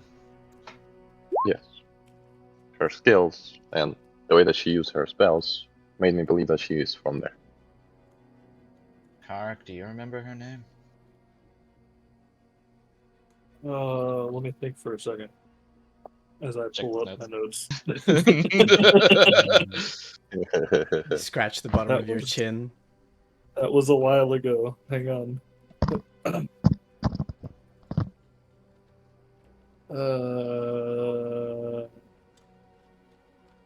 Virian. Yeah, Iririan. Yeah, that's her name is Iririan. Tithian did call her sister in their meeting. Tithian, an ally or an enemy? Your father talked about her, right? Being part of some sort of school. My dad's kind of on his own agenda. I don't know what's part of his organization and what's not. Well, I guess you now know that your father was right. Yeah, thanks.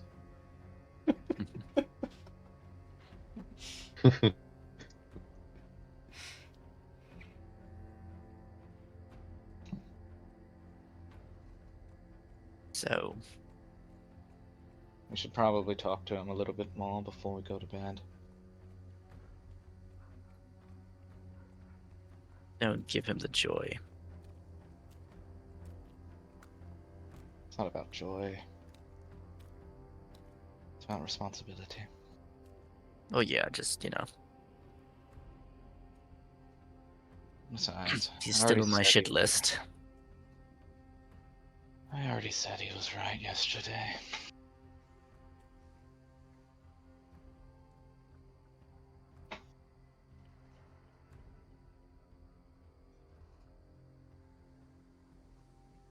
Okay, so I guess tomorrow. Well, I guess today, if we want to take a few hours, we could talk to Gangle, and you could. I mean, I don't know if you can still do it, Mag, but you could try to understand the Dwarvish in the Forge. Well, you said you could understand written, right? It's not a written language. It's the Forge is whispering in Dwarvish. Wow, that sounds crazy to say out loud. No, Comprehend that's languages. fine. Let's understand the meaning. He Yeah. just can't communicate back. Oh, Yeah. Yes, nice. I could just cannot speak it back. But yes, I will be able to relay what it says. Okay. So we can do that if you want to still fill the hours, so we could go to bed early. Do you like to keep busy? I think now more than ever. I'm not sure if that's true.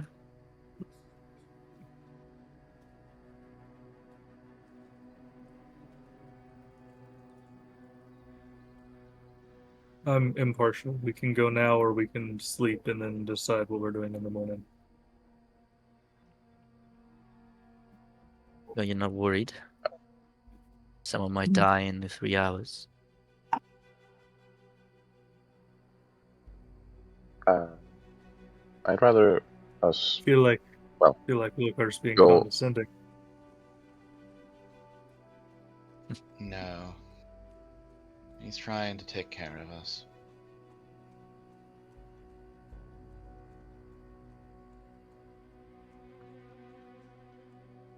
I'd rather go now, see what I can understand, and go from there. Then let's do that. Aurora, you wanna talk to your dad right now? Or come with us? Are we going to stay in the same place we did tonight? I assume so. Last time. And we can talk Probably. to my dad on the way back down. I mean, the place got a little bit destroyed from you guys, but it's still functional. No, I'm not the one that blew up the door. Oh, I didn't know. Could have been any of you guys. Probably Nisa, though. Hey! that rat had it coming. Sounds like a lovely story. Smith, bed, and then when I have a little bit more energy, I'll go talk to my dad. It's not like the man sleeps.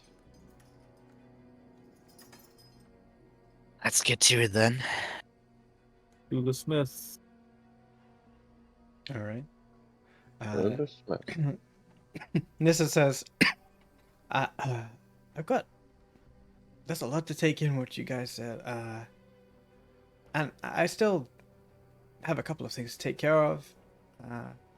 You don't need me for the dirty forge, do you?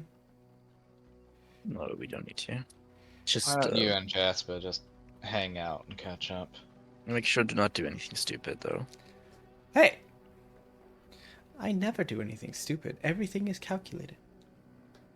That is a lie. Maybe it is, maybe it Calculated. isn't. Calculated. She's just bad at math. That Girls' might math. be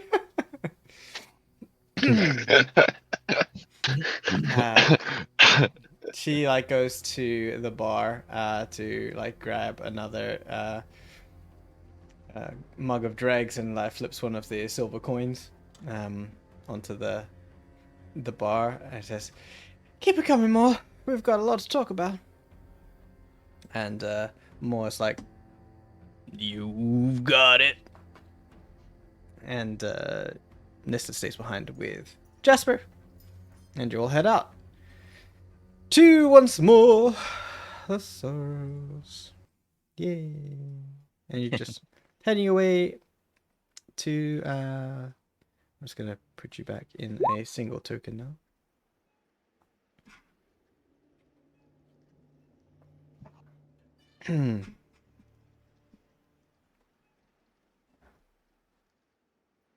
You We are one party again. You're one group of people. Yay. Jasper gives you your pittance. They're like in a bag by his feet. Yeah. And you should be able to move the token. But I'm assuming you're just gonna go straight to the forge. Forge is still empty. It's only been half an hour or so since you left it and had a conversation. And you can still enter. Like the forge is like got an open front to it. It's over here, Mag. The forge itself. Okay.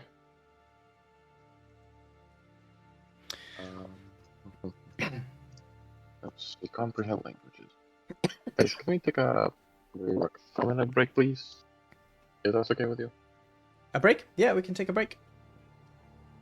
Okay, look, very short, Yeah, 5 a minutes, few minutes please, break. because I have been holding on. Yeah, to, sure. Some I'll get issues. a drink. You know, Some- I had way too many drinks, guys. Okay, okay.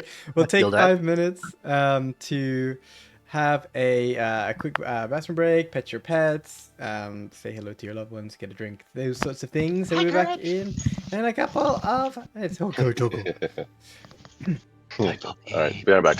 Okay. Puppy, puppy, puppy, puppy. Maybe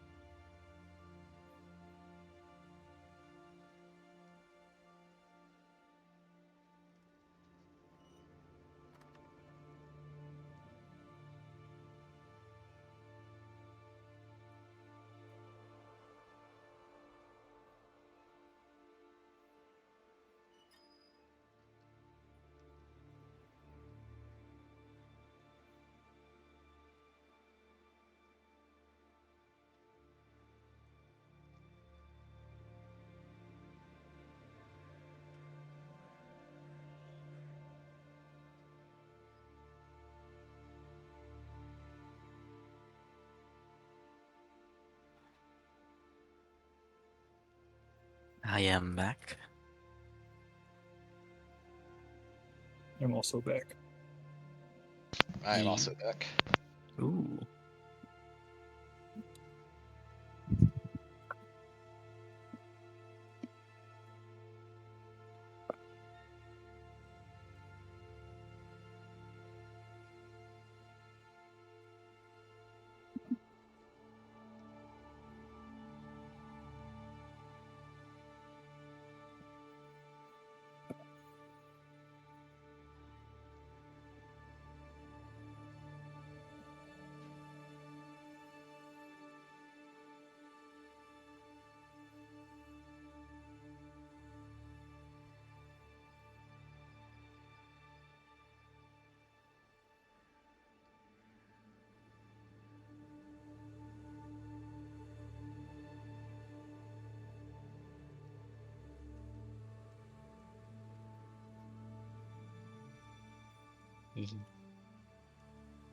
Welcome back. I am Pepper. Yeah, well, it's rubbing off. Yep. Lokar Angie. Yep. Yeah. I like I posted in the thing. I very much enjoy how much like Lokar and Aurora are, like very similarly in ideologue, but they're exact opposite approaches. Yeah. Well, I think look. Yeah, I mean like I think Loka was at one point where Aurora was, which is why it probably is so annoying to her. probably makes sense.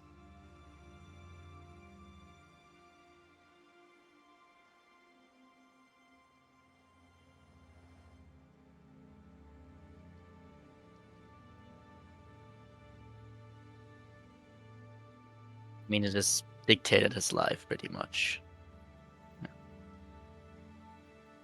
Yeah. Yep. I refused. I rage against it. Yeah. I mean, I think it would have been way worse if he didn't already had this subtle feeling in his brain that he never like really let out. I think it would have been a lot worse to hear this if he would have never had any inclination that that's the case. But he had some time and something. Yeah, for sure. I mean, I think the party's a lot more receptive of, Aurora being insane. How many memories do you have in your brain? Like, too many?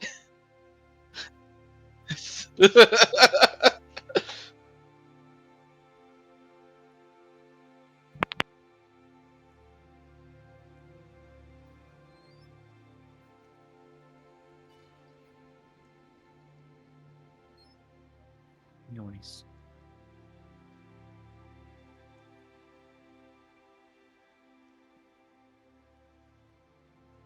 Yeah, so I think he might have a more longer session.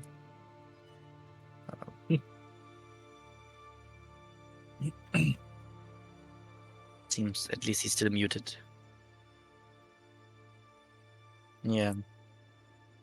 Mm-hmm.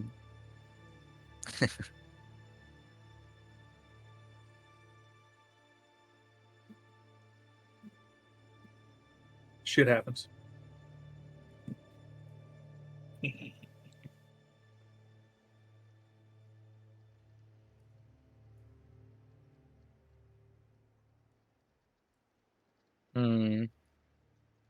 Certainly is.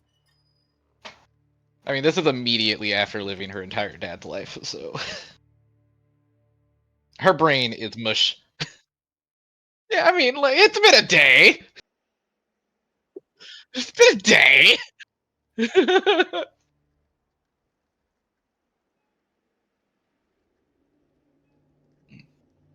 My brain is potatoes.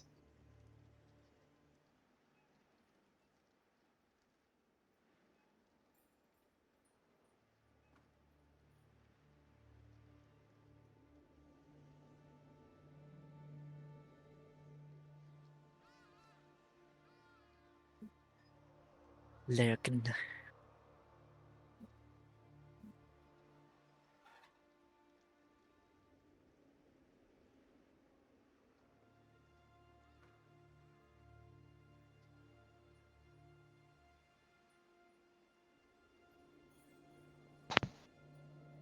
It has been within the last 24 hours.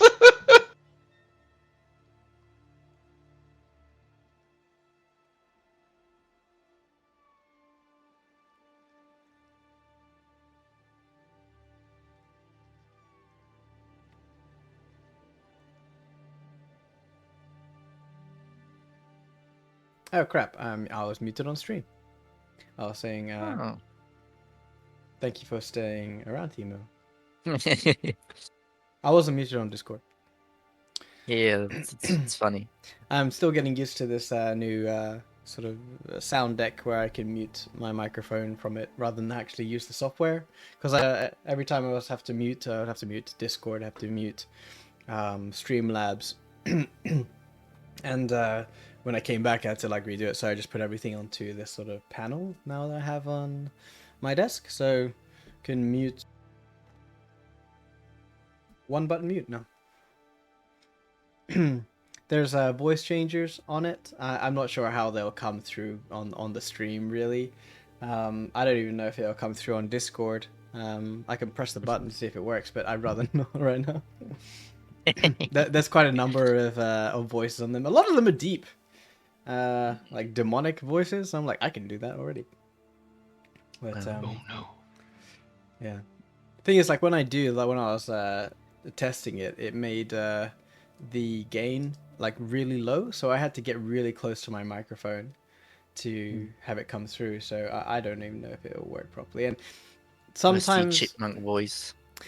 there is yeah, it's sort of like a half chipmunk to try and make it more female. Not just the chipmunk character. Yeah. That is now the stinky voice. Oh, that could have been. It might be fun for a bit. Yeah, voice changes Until are he talks too gimmicks. much. Yeah, And then we have to kill him. Oh my god, my Seems he brain. might get exterminated. It's a familiar you can just resummon. Yes. But if I keep sending him back, how annoyed does his devil leader get? Yeah, just like summon murder. It's like, hi, I'm here. No.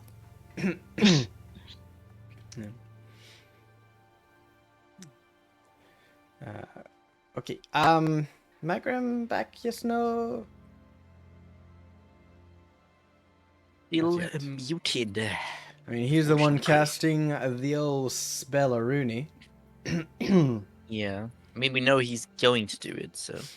Yeah, I'm gonna Yeah. wait the time as you like. Unless anyone wants to do anything around the forge whilst he's casting comprehend languages. I mean, we don't really have any broken equipment or anything, right? No. Not that I am aware of. We've kind of replaced anything that was broken. Yeah. I mean, we could sell our GMs officially. If we want to. I'm gonna waive that from a roleplay perspective. If you do that on the way back, just like calculate Yeah. the value of them and just turn Do them any- into gold. Yeah. It's the only question if there's any gem that is needed for like spells that we want to keep. No, I would like to get a because- diamond. We don't have any of those yet. Yeah, there's only I think black opal. Can that be used for someone? I don't think so. Let me double check the cleric too. So, you don't think a black opal, the agate, I think might be useful for something. I have a spreadsheet for That's really cool that you have a spreadsheet of that. yeah, it's like you can filter it down by like whether or not it is a stone or like a like is it a gem, is it a diamond, is it something like that. So and the gate is used in dark vision as a component, but Ooh. if you use spell components. Well, my friend Karik, have you been cheating? No, I have a focus, Here's a so I only have to have That components doesn't- that have it a doesn't- monetary value. Okay, it doesn't say a monetary value on it. Okay, nice. You need a gate for the awaken spell.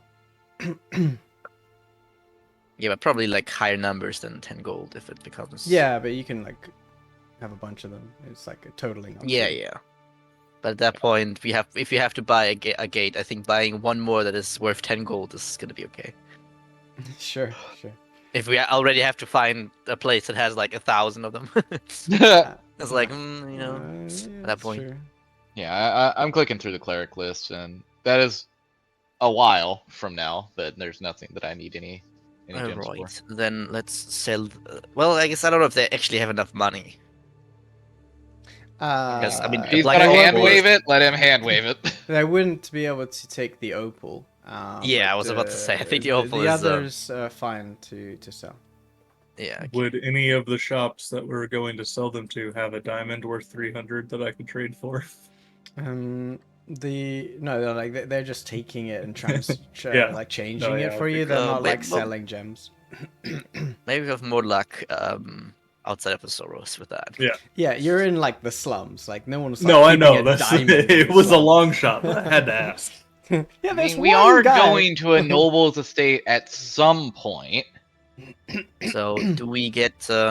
Should I just sell it at the value that you've given us, or is there gonna Yeah, be yeah, a- yeah. You can sell it if you, the agate, the lazuli, the spinel, the turquoise, and the zircon. That'll fetch you a little under 200 gold, right? Yup. Well, around 200 gold. 213? Nice. Got the math correct. I'll put it into party money. 2013. Oh, 213. Cool. Okay, so that happens at some point. I have so many tools now. What are you gonna do with the tools? You hoarder. I'm not a tool hoarder. I gave you a very clear solution to all the tool checks. I mean, But, start brewing your own beer. I guess you have to get the actual. I don't know what to do with brewer's tools. That one's gonna be a head scratcher. But Well, you need something to like boil large quantities of liquid, for example.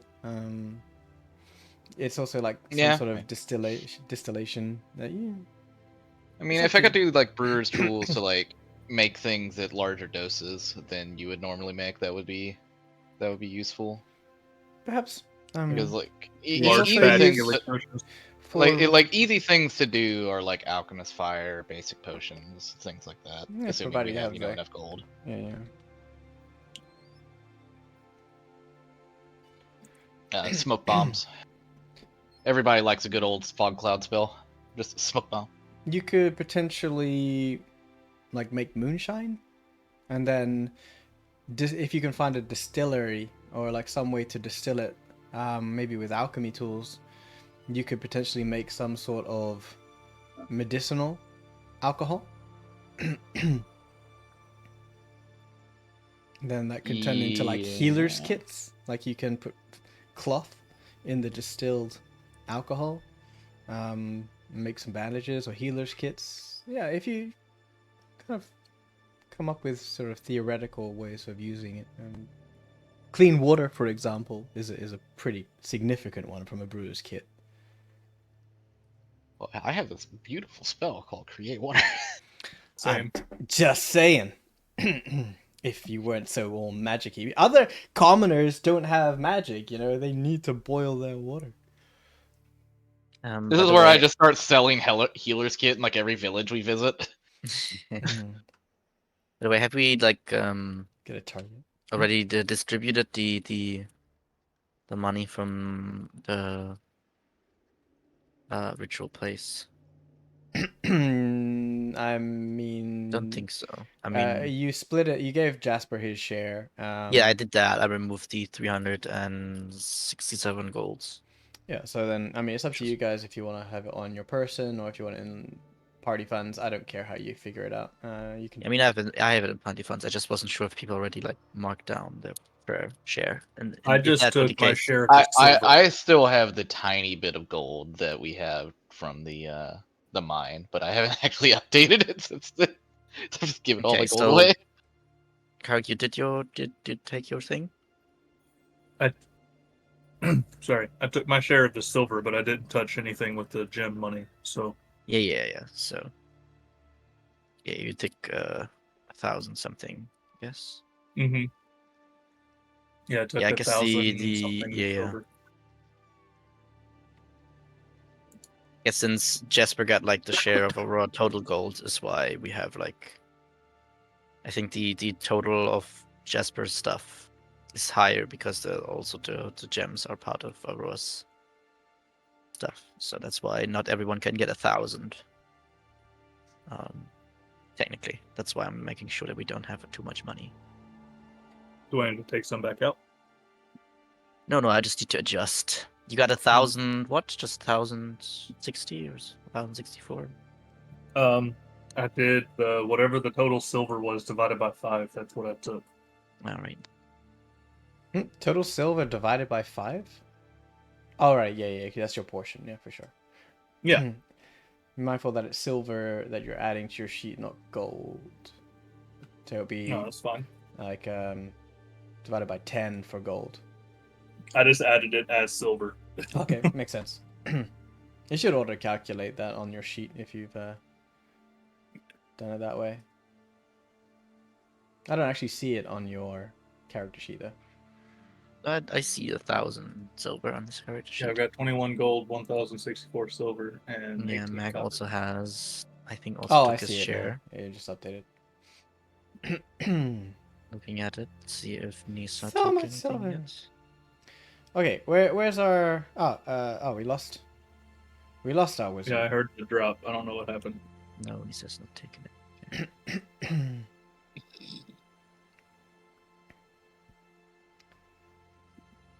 Row.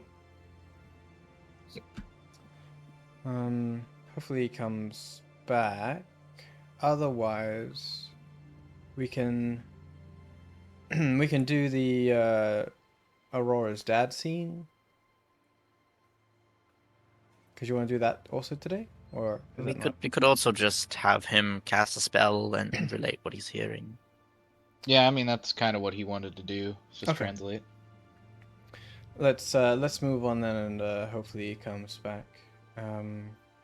So Magrim ritually casts comprehend languages, of which allows him to understand what people are saying, but not be able to speak it. But he can obviously write down what is being said in common, or tell you directly, as it say, like Aurora heard a repetitive saying. And Magrim conveys to you all the saying, and it is bound in flame, my soul must wane, break the chain, and end my pain. And it repeats. Are the embers like still burning after like 4 hours? They are waning. Like, they're like sort of very, very softly glowing. You can see like, the coals and stuff in there are like, still black, but you can see the flecks of like heat still residual within them. Like, I'm not sure if you've ever seen like coals when they're like really hot and they have like this ripple effect of like amber over them. Yeah, it's kind of like that.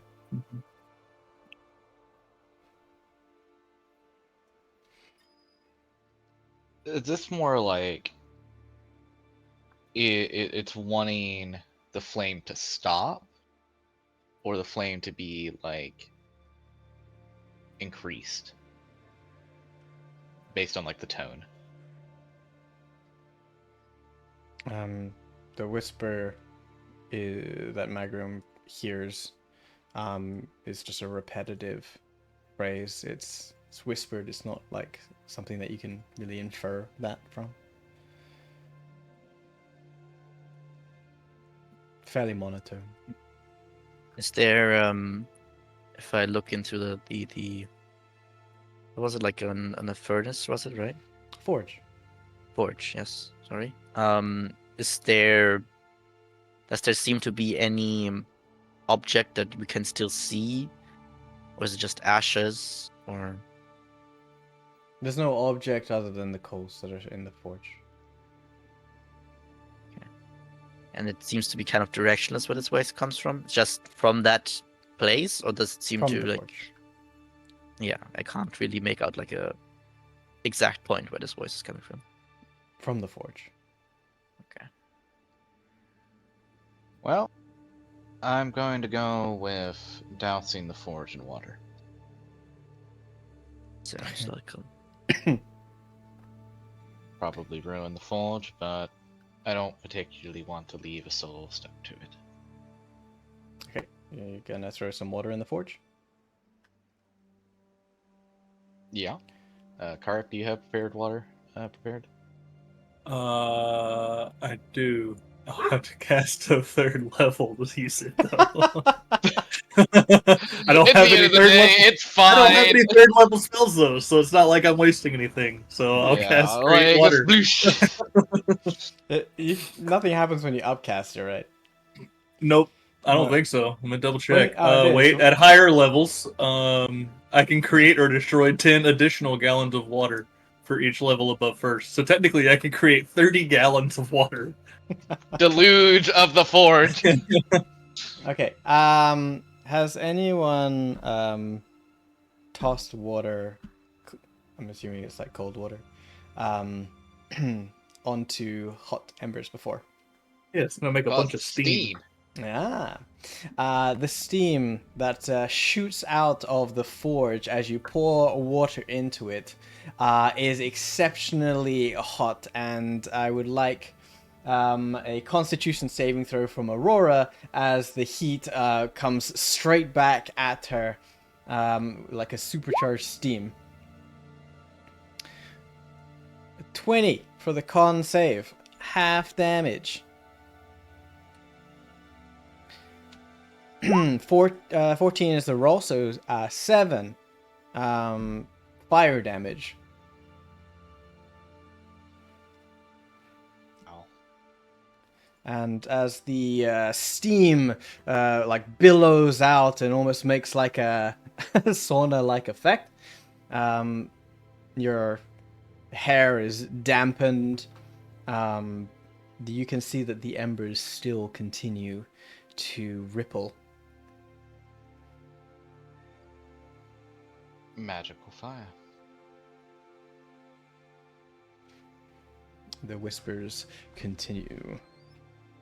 Going to put a hand on the forge and just see if I can, if there's anything that I can connect with. You're gonna put your hand on the fire, or like Well, on like the I mean, the apparatus. Yeah, you said it comes from the forge, right? So Yeah, well, the whispers are coming from like the forge The actual embers, embers. the embers themselves. from the embers. Okay, Yeah, sorry, yeah. that's what I was asking earlier. Oh, Okay, apologies. Yeah. The forge embers is what I was referring In that to. case, I am going to focus and I'm going to change the color of the embers and maybe brighten it a little bit and just see if the voice gets affected by me trying to fuck with the embers Fuck with the embers. using Thaumaturgy. Yep. Can you do that? Hold on. yes, you can. You On- cause flames to flicker, brighten, dim, or change color for 1 minute. I need to check on the one thing because the spell for sure you can do that, but it depends on the entity that you're impacting. That's fair. Yeah, but it's, I guess it's still good knowledge. Yeah, no good matter knowledge what. for sure. You cause flames to flicker brighten. Okay, so there's no flames to flicker brighter. It's like an ember. It's like a glow. You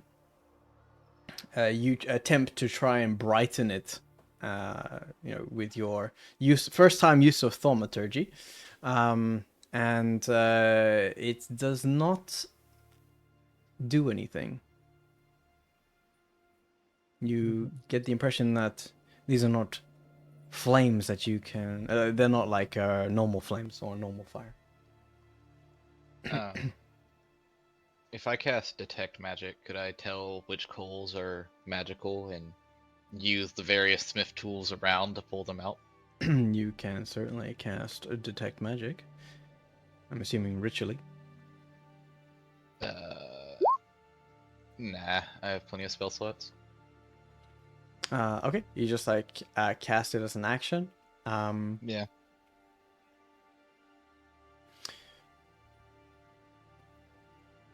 So, obviously, plenty of things because it's like a 30 feet situation.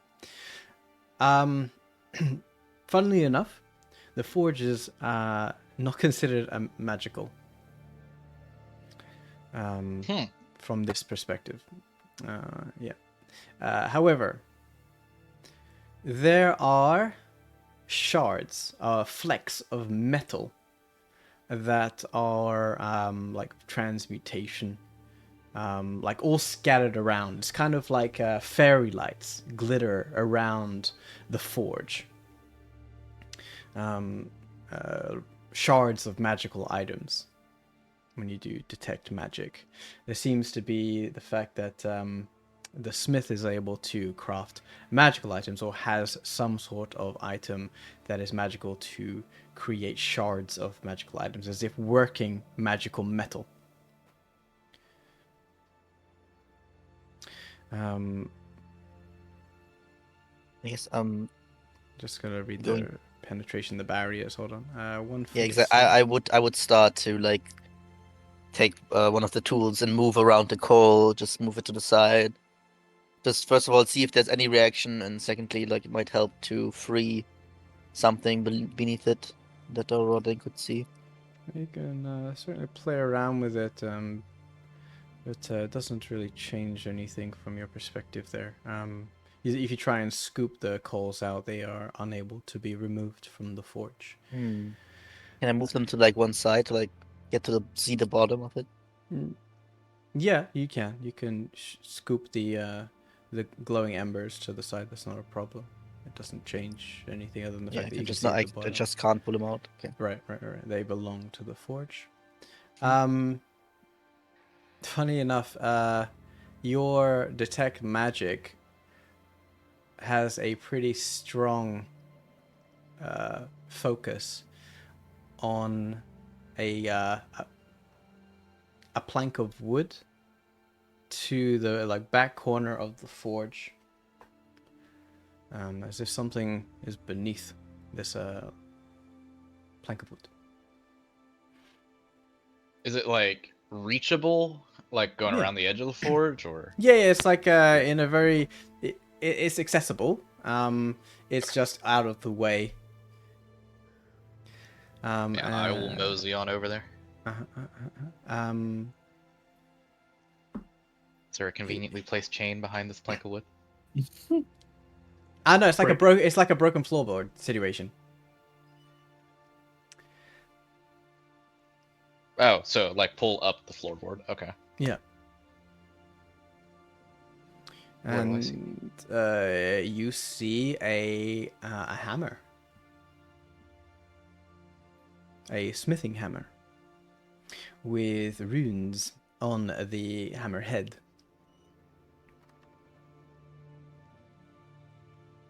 Do I recognize these runes? You wouldn't, because it wouldn't be of the. Well, first, you don't speak the language, and two, it's not something common to Epsilon. In fact, the thing that stands out most to you is how foreign it looks, of dwarvish make. Well, maybe Mag is gonna put his hand on the hammer to like his detect what's it called? Language thingy triggers, and then he can use his intelligence to try to figure it out. Yeah. Maybe. The runes on it are not necessarily like a language as much as like the origin. Yeah, I'm saying of like it, combining his spell Mm. and his understanding of the arcane. So he still has to roll, but he has the chance to roll because he. Maybe yeah, I can I roll mean, I Roll can Arcana. Arcana. identify it. I can roll Yeah. Arcana for him. That's cool. Should I roll for him or I got it. okay? Got all your sheets up. 18. He looks at it and says, "Well, that's certainly magical. Obviously of dwarven make and origin. Looks like it would be used for creating most magical items as a smith. Probably belongs to this forge if it's here. Lore about spells, magic items, and the planes of existence. The item itself, I've heard maybe tales of like dwarves making dwarvish armors and weapons. That's how they managed to keep in their stronghold. and have the ability to hold up in Kraganmore for so long. This probably is one of the hammers that comes from Kraganmore. How it got here, I don't know, obviously. That's pretty far away. Yeah, but that's where these sort of hammers come from. What a nice piece of junk to have so far in this hellhole. I'm not exactly sure why Smith would have it here. Yeah, why the fuck does Balra have it? And why am I starting to think this isn't a ghost and, like, I don't know, an elemental? Well, you can't remove the coal from this forge. I don't It's know. a strong indicator some fuckery is going on. And this hammer is quite valuable, I think. Crazy that it is here, but it makes sense that it is hidden. Alright, gotcha. Is there any way, like, to get under the forge or, like, a fuel site for it? Or is it just, like, top down? There's no like sort of basement underneath the forge. It's a very old stone forge that has it's about 6 foot high with a billows attached to it. There's a small window in the front where you can poke around the coals and see the coals, and that's where the wisps are coming from. It's about a foot, a cube of a foot, or a square of a foot, foot by foot. The forge is obviously very heavy. It doesn't sit on floorboards. It's directly on the ground, so the floorboards around the forge obviously slightly raised, which is where you got the hammer from underneath the floorboards.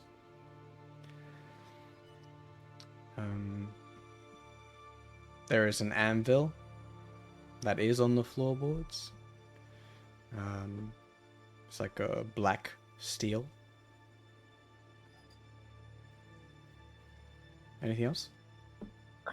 I mean, if you want to, you can hit the ember with the hammer. If it's able to change, transport magic items, maybe you can deal with this voice. Yeah. I'll tap the anvil with the hammer. The anvil? Or Yeah. the embers. Oh, the embers. Oh. You That's want what the Lokar said, but you can try. We can try both. I mean, we'll start with the anvil and then we'll do the embers. Okay. How do you how heavy of a hit on the anvil are you gonna do? I'm not like on a full swing, like, because there's nothing to like strike, but hard enough that like I would think that if there is magic here, it would do something. Okay, so loud enough to like you hit Yeah, something pretty. to make a pretty heavy loud noise. Yeah. Okay. Yeah. Clang. It reverberates through the hammer and through your arm. It gives a pretty hefty ache up until your elbow. The sound of this hammer on the anvil reverberates out of the forge, and you hear in the distance outside the forge say like, "What the hell?" And you look out of the forge window, and across the way, on the other side of the bridge, you see Baura coming out of the building there, quickly putting up her breeches, like her apron, like fastening up as if she's dressing, and rushing across the bridge towards you guys. Well, there's one mystery solved.